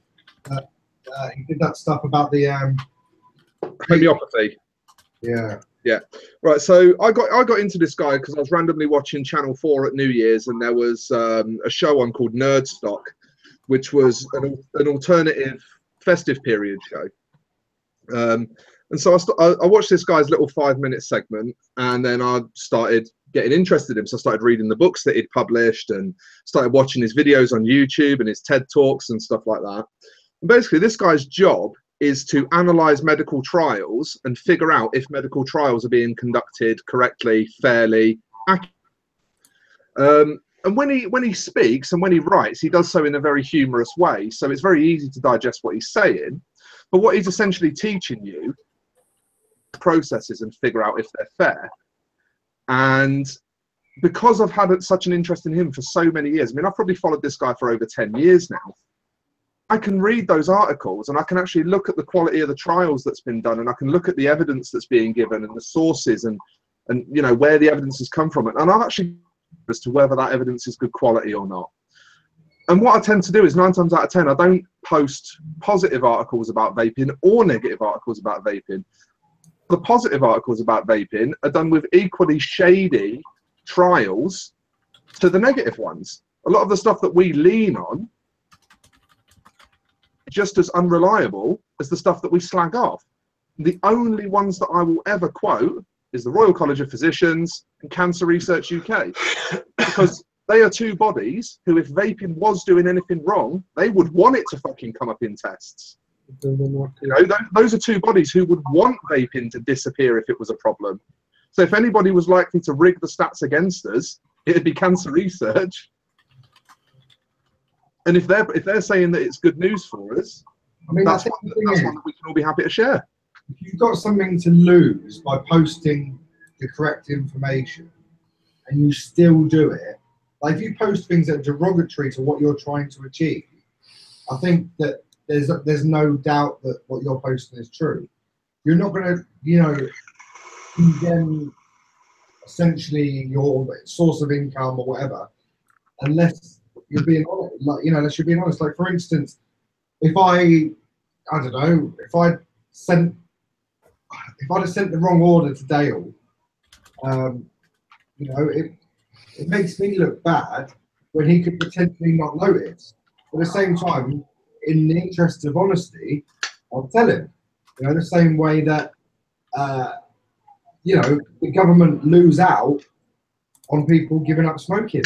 Well, that's a fact. There's no counter argument in it. The government lose millions of pounds. Don't, for fuck's sake. Sorry, we just had this weird noise sounding like a fucking airstrike warning. And he's showing me fucking news articles saying that America's about to start war with North Korea.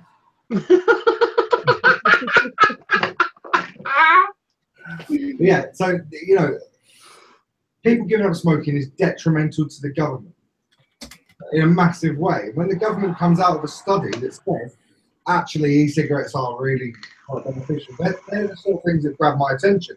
When fucking, what's the cunt face from Lad Bible? Oh, I can't stand her. She writes the most bullshit articles with the most grabby headlines. Or when The Sun, they put something out, I don't know, man dies from smoking one cannabis. Fuck off, right? That didn't happen. And they're the only reason I look into those articles. Man injects one cannabis and dies. Injecting that reefer. Yeah. Like smoking them oils, isn't it? It's about knowing that the source, like, you know, if Dave said, we're recalling this liquid because X is wrong with it, you know, then you've got no reason to not believe it.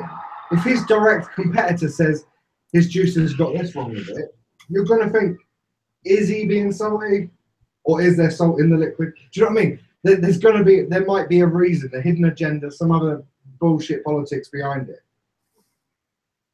So, StopTober.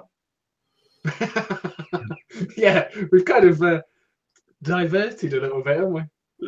But it was what I was thinking. You wouldn't give someone who's quitting a sub-ohm tank. I think. Oh wait, so this whole segment was based on that picture in that of the sub-ohm tank. I mean, it's all down to that bloke with the whatever it looked like. Was it Pico with a sub-ohm tank on the top? Well, that was the single best and worst part of that video. The worst, in my opinion, the worst in regards to showing that you can quit smoking with a sub-ohm device. Terrible idea to show that. From a retail point of view and a getting people's attention point of view, the people who walk past the shop and don't quit because it's full of vapor are watching that advert, seeing that it's not abnormal for an e-cig to produce a lot of vapor.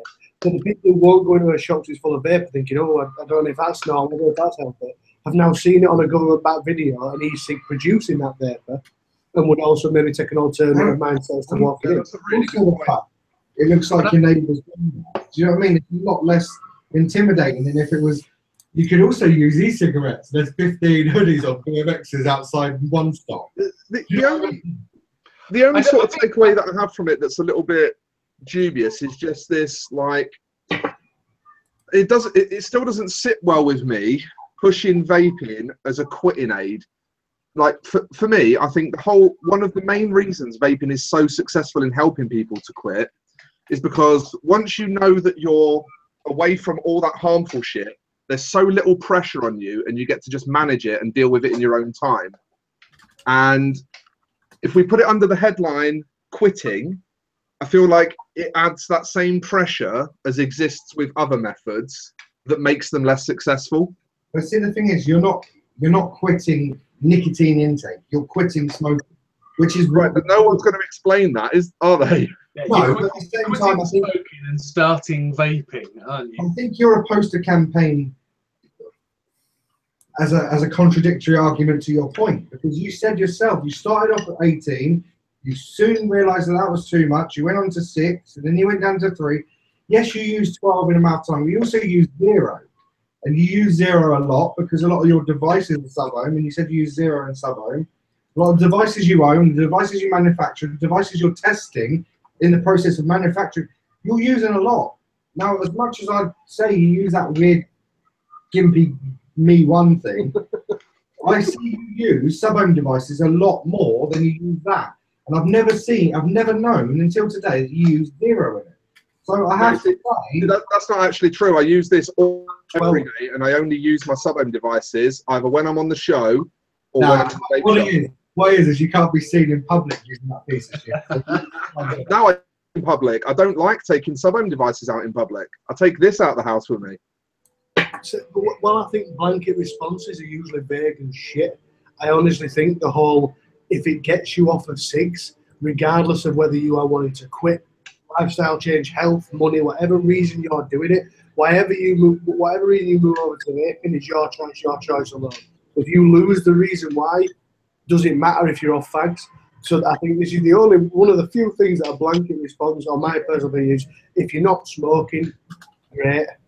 Like if you even, and I will not knock people who go from 30 to 5 a day and vape, because that's a big fucking drop. It's not great. Yeah, your lungs aren't going to heal like they would heal if you vaping. Do we know how, like these calculators you get, they're tracking your vaping path, and it says after a month this has happened to you, after 6 months this has happened to you. Do we know if that's actually happened to you yet? I don't think we do. I don't think they're accurate, because yeah, my heart attack risk might have dropped after a year by vaping. Whether it's dropped after a year, it could be 5 years with vaping. We don't know, because the longevity isn't there yet for the studies to show long term.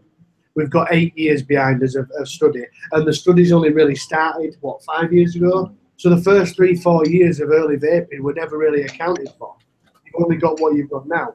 But I think if someone stops smoking or seriously cuts down and goes to vaping, personally, in my opinion, is who gives a fuck what they've done it for or why they've done it? They've chosen a healthier alternative. So yeah, I definitely think that's a point we can all agree on. If you're not smoking cigarettes, you're better off than if you. And if you have a cheeky fag abroad, it doesn't really matter. That's the same thing. You know, that's the way I look at it.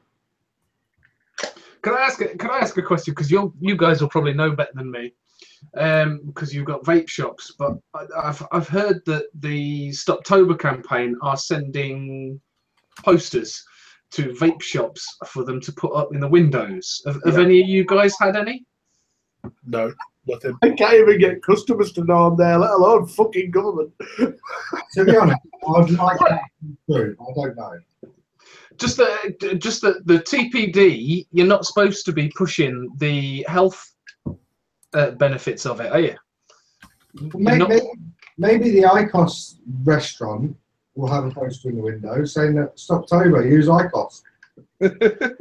Hey, I was going to say that I was going to bring an IQOS cigarette thing to the show this week, and then I saw the price of them. I know Chandler and I had this it was you and I, wasn't it, the other night? Yeah, how much? Oh, ridiculous. 80 quid? 80 quid? Yeah. Oh. I'll stick him on the radio. Cheers, love. There was the first one on the list you showed me was 115. Was it solid gold? For a device, and was it 10 packs of the what do they call them? Bags without filters, mate. They're roll-ups. They're called Marlboros. Put the word J mark on it, you'd be outside for 400 then. Right, guys, are you guys going onto the boner board? Because we're missing a party with Milli Vanilli and Justin Bieber down there. Yeah, I think we should get our boners out. We're going to go while you do your boners, I think. It's been emotional. It's been real. It's been something. Guys, have fun. Thanks for interrupting your holiday for us, boys. It's all right, Stu. If you knew how much fucking bullshit I've had with your fucking products ready for Expo, you'd fucking owe me a new holiday, you cunt. Love you, Chris. See you later. Chris, I really love you. Send me that in a voice. You're my favourite one. Send me that in a voice clip, please. I need to wank. I've got this horrible image in my head now that just won't go away. What is it? I've got a horrible image of an holiday with a week with. I get away with real life. Go on, get out. Right, let's do some screen sharing, shall we? I've only got this one this week. I've got two. I've got two. Chandler, you got any? I got two. You sent them to Mark? Oh, no, I haven't. Shall I put... hang on a minute. Hang on. If I put this into the chatty thing. That's that one. Do we need to add? Shall we add Chandler to the Vape Talk group? It only seems fair, doesn't it? Yeah, we probably should actually add him into the Facebook chat. There you go. We're in the. I'll tell you what. While you two are doing that, I'll do my bonus first. Go on then. So we'll start off in John O'Brow, as is the tradition now. And finding my files. So first of all,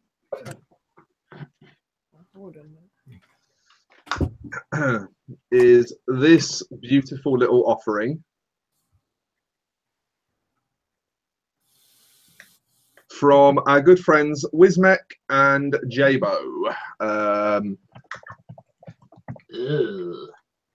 Right, so oh god, go on, make it big because it's titchy tiny. We can't see it. I'm gonna. There you go. Can you see it now? See it all right now? Yeah, is that as big as it goes? This is the Rouleau RX Machina single 2700/18650 hybrid mech mod and RDA set that looks like an Looks like a what? An actual factual sex toy. It's Wow. got a rubber grip. Yeah. Wismek doing a mech mod. Well, it's not at first. The Noisy Cricket version 1 was mechanical. Oh yeah, of course. Yeah, of course. So there is precedent. But Yeah. fucking look at the state of it. Look how much airflow it's got. Right, I'm not joking. My RDA is due to come out at Expo. I looked at this. It's got literally double the airflow of my cloud cap on my RDA. It's the guillotine, isn't it? It's Well, I have a thing with airflow. I mean, my troll is I only ever have that half open.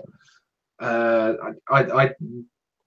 don't like, you know, it just feels like you're just sucking on nothing, doesn't it?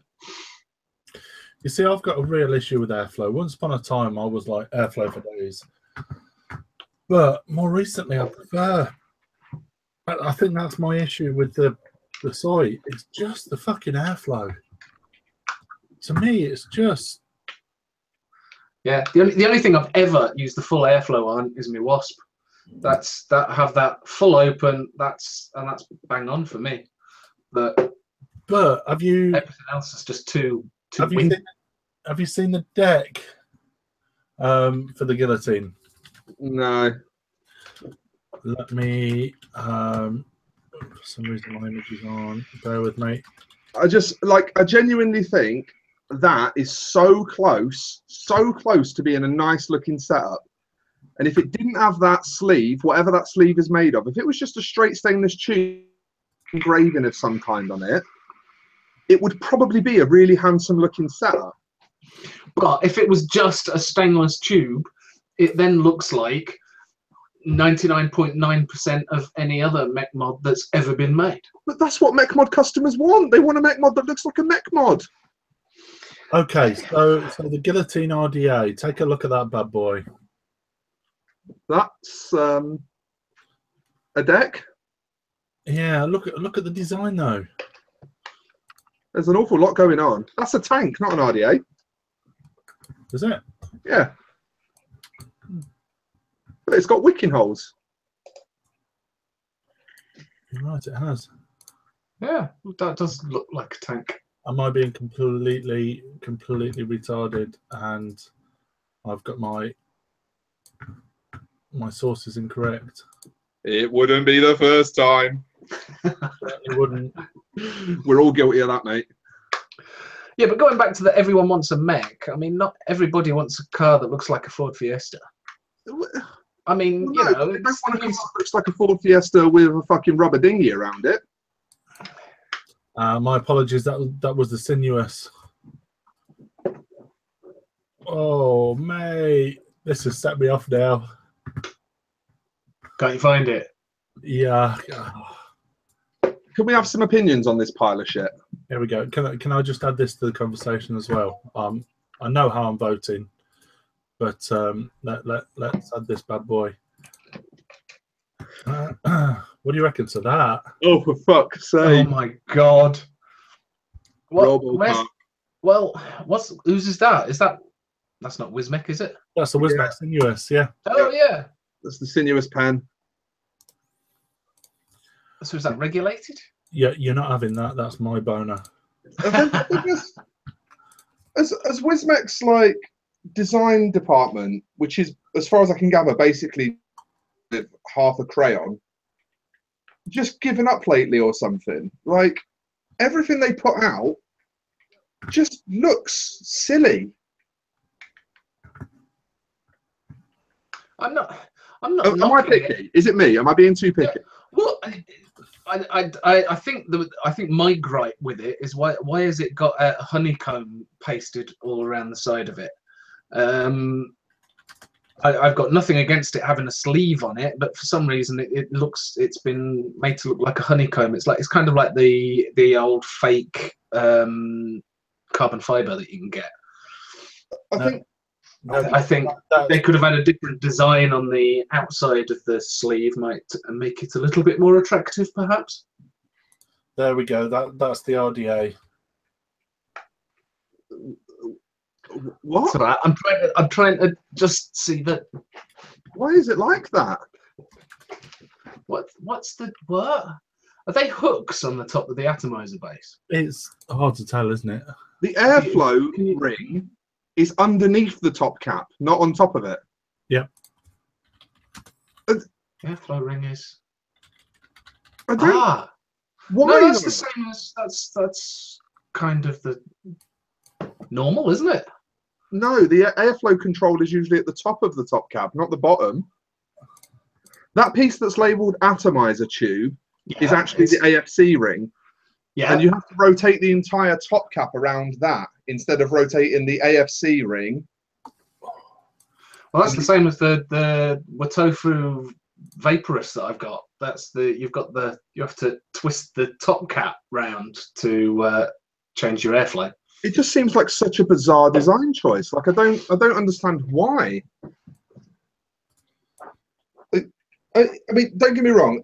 If one of these appears somewhere near me and it's cheap as fuck, which being Wismec it probably will be, I'll pick it up and I'll give it a go. I love mech mods, you know, but I definitely don't like how it looks, and I definitely don't understand the design decisions made with it. So for me, it's almost shite, with its redeeming factor being that I haven't vaped it yet and it could be a good vape. Yeah, it could be. You have to. I mean, you don't know what the switch is like. You don't know. I mean, there's still variables with the mech mod. There's still 4 more categories below almost shite. So I'm completely writing it off, but I want it in almost shite. Stu, just make the image bigger again. There you go. Is it purely mech? Is it? Yeah, it's a mech mod. Yeah.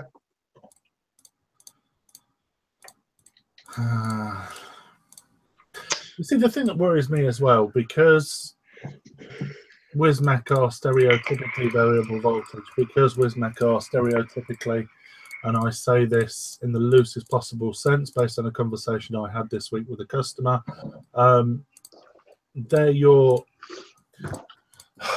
starter, and I use the word starter loosely. It's a lower skill level device, typically.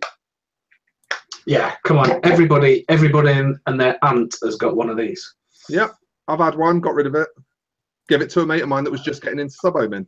I've still got one. I've got the DNA as well. Shit, that's heavy. I never realised how heavy. I just picked it up thinking exactly the same thing.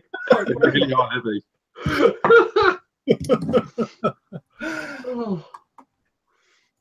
Yeah, I think it's. I think it needs to be below average, definitely, and possibly could work its way up. Yeah, I mean, I'm willing to give it an opportunity to work its way up the board, but I feel like that's where it needs to go. If can you see my cursor? Does it show you my cursor? Looking for it. Does it show you my cursor when I'm in here? No. Oh yeah, you're in pretty pants. Yeah. So if this is the center where my cursor is now, yeah, I think it's fair for it to be here, because we are below indifferent on it. I think it does need it almost needs a little flag to say, need to come back to it, need to revisit it. I'll write it in the comment. There you go. Revisit. There you go. I'm going to be a cunt here. I think it needs to be down one. Down one. Ooh. You think it's that bad? On first impressions, I think it appears to be that bad. Just bearing in mind that lower than that, it's into the categories that we specifically made for stuff that's so shit that we didn't have a category low enough for it. But it's got to go in with manky nail hand checks. All right. I'm not going to disagree, but you've got the revisit thing in there, so I'll go with that. In the interest of fairness, it does need looking at before we make a final judgment. I can tell you now, I won't be stocking it. Yeah, I don't think we'll stock it. I haven't got a shop, so I won't be stocking it either. I think Endless Mods look nicer and will probably be in a similar price point. So I hear the Vulcan one's going to be pretty good as well. Price point for the Vulcan one is probably a bit higher than what I expect this to come out at, but it's a very nice mech mod. I'm sure it'll perform considerably better. I fucking hope so. Yeah. Right, I'll do my second one then. I'm going to go in John O'Brow again with this one. However, it ain't going to be staying there. So Vaguely Vape have been all over the place recently. They've been very much in the public eye. And one of the first things that Vaguely Vape released was the Govad RDA. The Gonad. I got one of these when it first came out. And in fact, I will stop screen sharing for just a second, just to show you. Here it is, set up on my DNA 16. And it was going to be my third hand check today. I rebuilt it. It's got a fresh build in it, fresh wicks. I've only vaped it a little bit. A third hand check for today. And it's so fucking awful that I couldn't bear to be stuck by a show with it. Wow. It is terrible. It's 24 mil, right? So why is it terrible? Is it gurgling? Does it taste shit? What's wrong with it? Right. Let me begin to unravel the list of myriad problems with this device. So you see how the top cap is split into two sections, yeah? Yeah. The O-ring tolerances are so stiff that this bottom section is actually almost impossible to get off. Now, you can still build on it with the bottom section on and just removing the top section of the cap. There's still enough space in there to build on it, but you can't actually push the coil down low enough to the airflow. So the coil ends up floating about 4 or 5 millimeters above the airflow. Okay. Now then, the next issue is you see it's got two sets of airflow holes. It's got a set in the top half of the cap and a set in the bottom half of the cap. And a single inlet. Right. However, these little holes in the bottom of the post are also airflow. You see where yeah, I can see that they're coming at the side. And this other post got a hole in it. They're also airflow. They're side airflow. So you get bottom and side airflow. Okay. Except looking at it. Go on, no, go on. I'm jumping. Your cotton sits right in front of the side airflow. So you don't get any side airflow, except for there are two holes that are at 90-degree angles, and you do get airflow through those. However, with this bottom airflow, this is about the size of a Kennedy air hole, so you tend to just have this fully open, okay? But that sits it really close to your coil.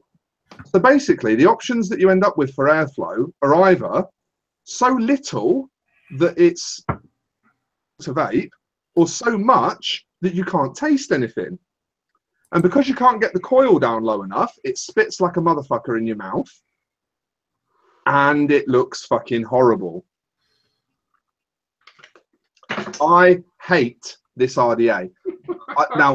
I don't often say that I hate products. I usually say it's not for me. I'm not very keen on it. The Zomo Laser 255 GT was the last product I actually hated. I cannot fucking stand its very existence. Well, following that golden review, It does look like that you're going to just stuff your cotton right in front of those side airflow holes. Look like they ought to be higher because they look like they're coming underneath the coil and not hitting it at the sides. Yeah, it's actually got 1, 2, 3, 4, 5, 6. It's got 6 airflow holes around the sides of it. Fuck me, 6? And they're not small holes, are they? No, it's got 6 airflow holes around the side of it, but only 4 corresponding holes in the cap. So you can block off the 2 completely that are sat where the cotton is, and just use the 2 that are in the sides. But the 2 that are in the sides also come in at the sides of the cotton. So there's not really any way to completely dodge your cotton from getting in the way of those airflow holes. So they don't really do anything. So what's a dual coil build like? Mate, I wouldn't even dare try and build a dual coil in it. I wouldn't even dare try. I've only ever put singles in it. What's it like temperature-wise? The chamber gets pretty hot, but the mouthpiece is fine. But the coil sits really, really close to your lips. Yeah. That would be my issue looking at it. It's a genuine nightmare. And I was so hopeful when I bought it because I really like. Have you ever heard of a reviewer called Own Boy Josh? Yeah. Mostly known as a builder, does Coil Wars. His favourite RDA is the Aeronaut V2, which I also think is a really, really good RDA. And he said he likes this almost as much as the Aeronaut V2, which got me super excited because I was like, that's an RDA that we both agree is really, really good. He thinks that this is almost as good as it. This is fucking insane. I can't get it to be good. I just cannot get it to be good. So where are you putting it? Yeah, you're asking him where he's going to put it. It's going, for me, it's going here. And it's never getting higher. Proper cunty. Yep. Better than the Rolston toolkit. No, and JB put the Rolston toolkit there, and as he's not here this week, I'm deleting it. Can't defend himself, so there you go. I honestly think it is the worst RDA currently on the market. In fact, you know what? I feel like it's the perfect RDA to pair with the Zomo GT255 laser. You know, the black GT255 laser with the black Govad RDA on top. That'd look really nice together, wouldn't it? Like, imagine that. Incredible. I think that's definitely the way to go. Right, whilst I'm waiting for Chandler's images, I'll drop mine in. And I know we've spoken about this evening. I think we've perhaps done it to death.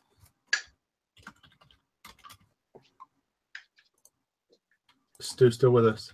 Yeah, I'm here. Oh, yeah. Sorry. I was reading chat. Did you get my images in the group chat on the side, by the way? No, send them to the Facebook group chat, Chandler. Oh shit! How do I do that? Right. Oh, okay. No, I've got them, Chandler. You're all right. You got them? Yeah. Cool. So Mark wants to bone a StopTober. Oh, right. No. Can you send them to the group, please, Chandler? They're not going. No, I've got them, but it's going to be painful to. Hang on. No, I've got it, mate. You're all right. Don't worry. Got it? Are we okay here? I've screenshotted them all. They're fine. Oh, cool. So mine is StopTober. Or, as Jay said earlier, SwapTober. I think that would be a better. Yeah, I like that. I saw that in the chat.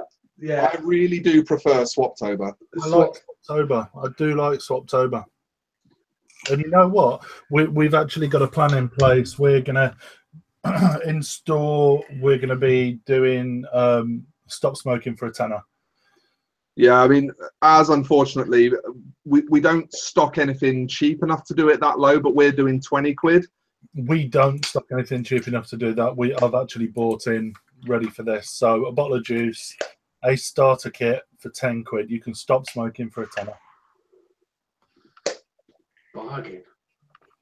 And No excuse at that point, is there? or Switchtober. No, I prefer SwapTober. Yeah, SwapTober. And Jay, let me know where I'm going to send my royalties to, because I'm going to use that in store. SwapTober. Swap your fags. Well, I mean, a tenner is a packet of fags these days, isn't it? So we got SwapTober, where we all have to start vaping. Then we got Movember, where we all have to start growing mustache. Oh, I better start on that. And then we got Dixember, where we all have to be really nice to each other. Dixember. What? Dixember. Not going to happen. I'm not being nice to any fucker, not after the week I've had. So what about Wankuary then? Oh yeah, that's a good one. Yeah. Yeah. Yeah, because you need 2 months worth for that one. Yeah, definitely.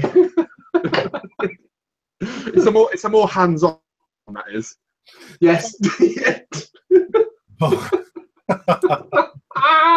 know, and it doesn't matter if things get shuffled around a bit, you know, back and forth. Oh, terrible. Oh. You know, it doesn't matter if you have to pull a few things around, or, you know.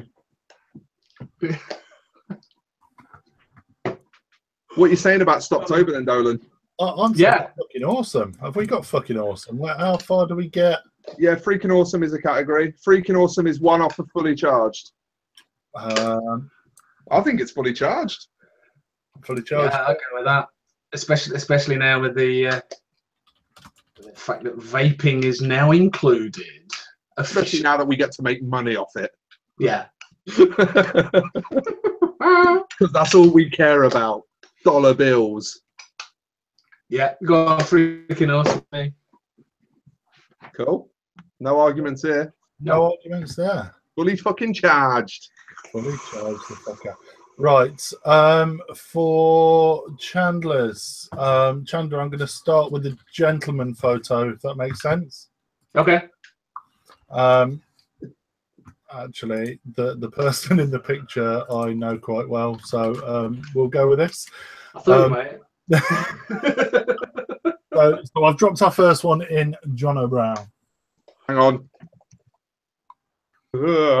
Every time Mark uploads, I have to refresh. There we go. There we go. VGod, bro. VGod. There you go. Vape tricks. Oh, no. I can't do vape tricks. They piss me off because I can't do them. I can get the occasional O out. Yeah. I'll be honest with you. The only reason I don't like them is because I just cannot show off. I can't do O's. I can't do what do they call it? The orbit thing where you get jellyfish. Jellyfish. There you go. Pushing the O's out. Can't do that. Jellyfish and Pisses me off. and all those other tricks. So this is purely down to jealousy, then, Chandler. This is purely down to jealousy. I want it right down in. This is what we call a selfish boner. Yeah, proper cunty. I hate it. Bugs the shit out of me because I can't. Oh, fuck off! Wow. Hang on, here we go. Look. That was a trick.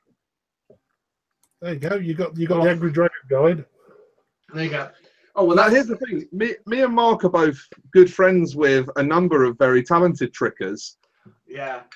And I don't know, I think Mark agrees with me on this one, if I remember rightly, because I'm sure we've spoke about this before. I love watching good trickers do what they do. I find it fucking mesmerizing. Anyone that's been into our store will know that we've got two big LCD screens behind the counter, and that's all we show all day is just trickers. Loud Sam Hours. But it's huh? That song that Grim Green was in. Do you remember it? Yeah. The music video. But No, I love watching them. Hats off to the talent. They're fucking amazing. I just want to slap them. It's like, you bastard! How could you do that? I can't do it. They make it look so easy. I get your frustration because it frustrates me as well. I'm like, oh, I wish I could do that dope shit. It's so cool. People would think that I'm actually like a cool person if I could do that, instead of thinking I'm a total fucking nerd. Yeah, the only time I've ever got some good O's out, I'm on my own in a room. No one else is there. I'm like, fucking look at that! Look, there's no fucker here. And you're pushing them around, and you're making all sorts of sea life with. It's great. Yeah. And when there's folk around, like when I'm on YouTube, whatever, I try and blow an O, and I look like a twat. You see, I'll give you that. I can't trick to save my life. I can cough the occasional O. They're pathetic, to say the least.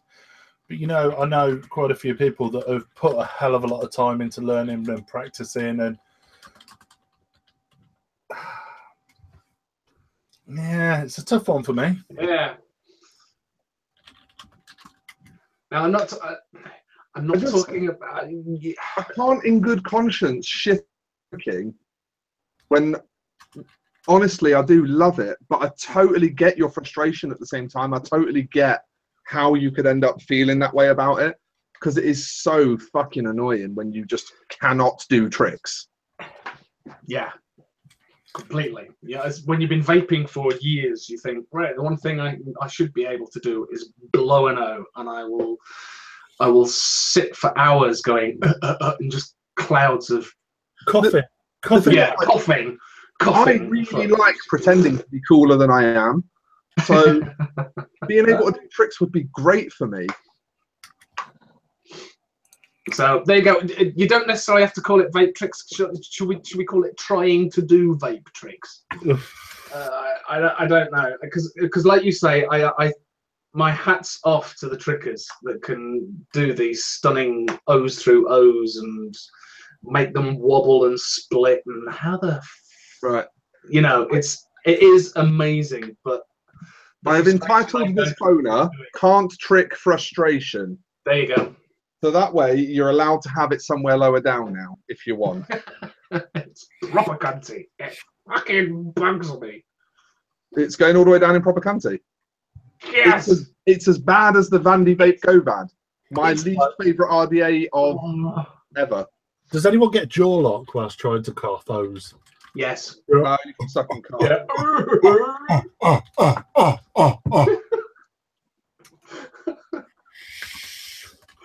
Oh, the only time it is cool is if you can do it. If you, do you know what's really annoying? Guarantee. We've been doing this segment. Risa is laid in bed opposite me, blowing O's, just popping out stream after stream of perfectly reasonable O's. Is she spamming though? Has she proper got the great old time of it? Yeah. She's jellyfishing and narwhaling and. All right, what's this then? The one thing I can occasionally get the O out, but how do you do the push thing? I always just end up just my hand goes through a cloud of vape. Oh. Anyway, what's this attractive piece of black plastic? This I just saw it on Instagram and it's just another mech squonker. But what caught my eye was look how crisp that engraving is on the top. It's not the worst I've seen. I looked at that and thought, oh, look at that. That is not a 3D printed squonk. So I messaged him and said, what's it made out of? And it's milled Delrin. Build. Onk. It's Onk. Yeah, it's an Onk squonk. I don't know whether it's Onk or ONK, but I'm going with Onk squonk. I like it. Especially if they don't want us to call it Onk, it's definitely Onk. So it's an Onk squonk, and he does some amazing engraving. He's got another one that is, I mean, the Celtic knotwork on there, it was gorgeous, and the detail in that engraving was what caught my eye. So there you go. I just wanted to share that one with you because I'm desperately hunting for internals. Yeah, I don't know about the internals. I'm scrolling through the Onk Facebook page. I can see lots of empty boxes. I can see. I'm struggling to find internals. Pass. I couldn't tell you what's inside it, to be fair. If anyone, is there anyone likely to be from Onk in the chat tonight?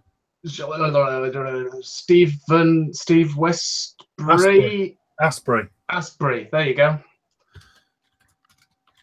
Steve, we need to see internals. We want to see inside it. We want to see inside. Tell you what, I'll message him. I'll message him over the next few weeks, and next time I'm on, I'll ask him to send me an internal picture. I can see internals from the V2 Stabwood.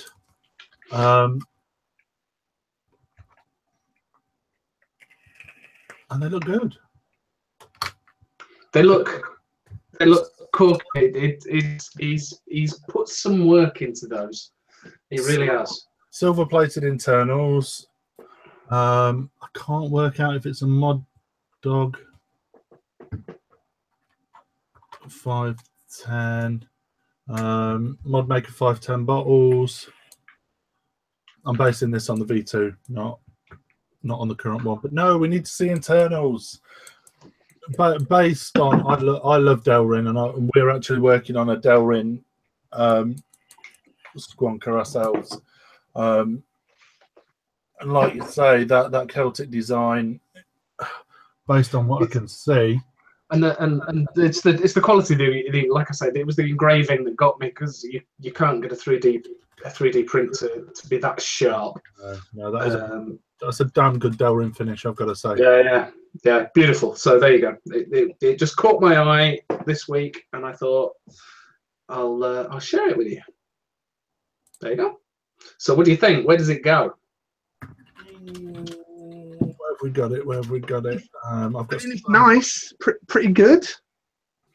Pretty good. Do we know enough? Do we know enough about it to put it? I can't. Yeah, to be fair, I haven't tried it. I don't know how it vapes. I don't know what it's like. I would be tempted to put it in freaking awesome just for the craftsmanship on it. Just on the sheer craftsmanship of the outside. Right, I'm happy for a revisit. I want to see the internals. I say pretty good for now. Yeah, with the possibility of upping it. I want to see them internals, but as far as the engraving goes, as far as the finish goes, yeah, man, freaking awesome. But until I've seen those internals, I've put it down as a revisit. All right, I'll go with that one. But it does look very, very, very good. I'm impressed. There you go. I like the look of it. Not bad. Is that our bonus for the week? I think that's our bonus for the week. Yeah. Not bad. Some good bonus this week. I'm suitably impressed. Yeah. Not bad effort at all. Should we go to bed? Let me just close some of my tabs off. I was going to say, it's quarter past 10 already. What's going on? I know. We've still got to hang out as well. I'm not hanging out for long tonight, though. No, I've got to be up ridiculously early in the morning tomorrow. So. I'm going to rewick a tank, and I'll hang out for about as long as it takes to rewick that tank. Jay's just mentioned Mr. Bonner's blanks. Mr. Bonner's firing blanks? He is. I know. Chandler, you mentioned... Was it you that mentioned in one of your podcasts? Yeah, and he's just... and Scott posted on Instagram, and Mike shared it, that Scott has sent his blanks on to Mike Dacus. It was a Instagram post with about 8 or 9 boxes. You couldn't actually see what was inside these black boxes, but he's obviously shipped a load of blanks off to Mike Dacus. So what is going to come out of that is pretty. Is going to be freaking awesome and higher. Yeah. Can't wait to see what he's going to make. That's definitely something to revisit. Turnwood FX for the win. Oh yeah. Interesting to see some. I thought FTW was Free the Whales. Free the Whales. Free the Whales. It's what those animal protesters say outside SeaWorld, isn't it? Don't they just go, That's Seal, the guy that sung Kiss from a Rose. I thought that was a seal of approval, that one. Right, we seriously need to go. Yeah, we're doing it. We're degenerating. To the hangout in the chat, so that anyone that wants to hang out for a few minutes is welcome to do so. Me and Mark will be around for a few minutes, and Chandler, I think you're heading to bed, right? But I'll stick with you for 5 minutes or so, but I won't be long. Cool. Mark, you going to sign us out? Huh? You going to say goodbye? You going to sign us out? Do the closing speech? Thank you very much for listening to Vape Talk UK. It has been a very wonderful episode. We really, really like having you for our company. It's lovely. See you next time. See you next week, everybody. See you next time, guys.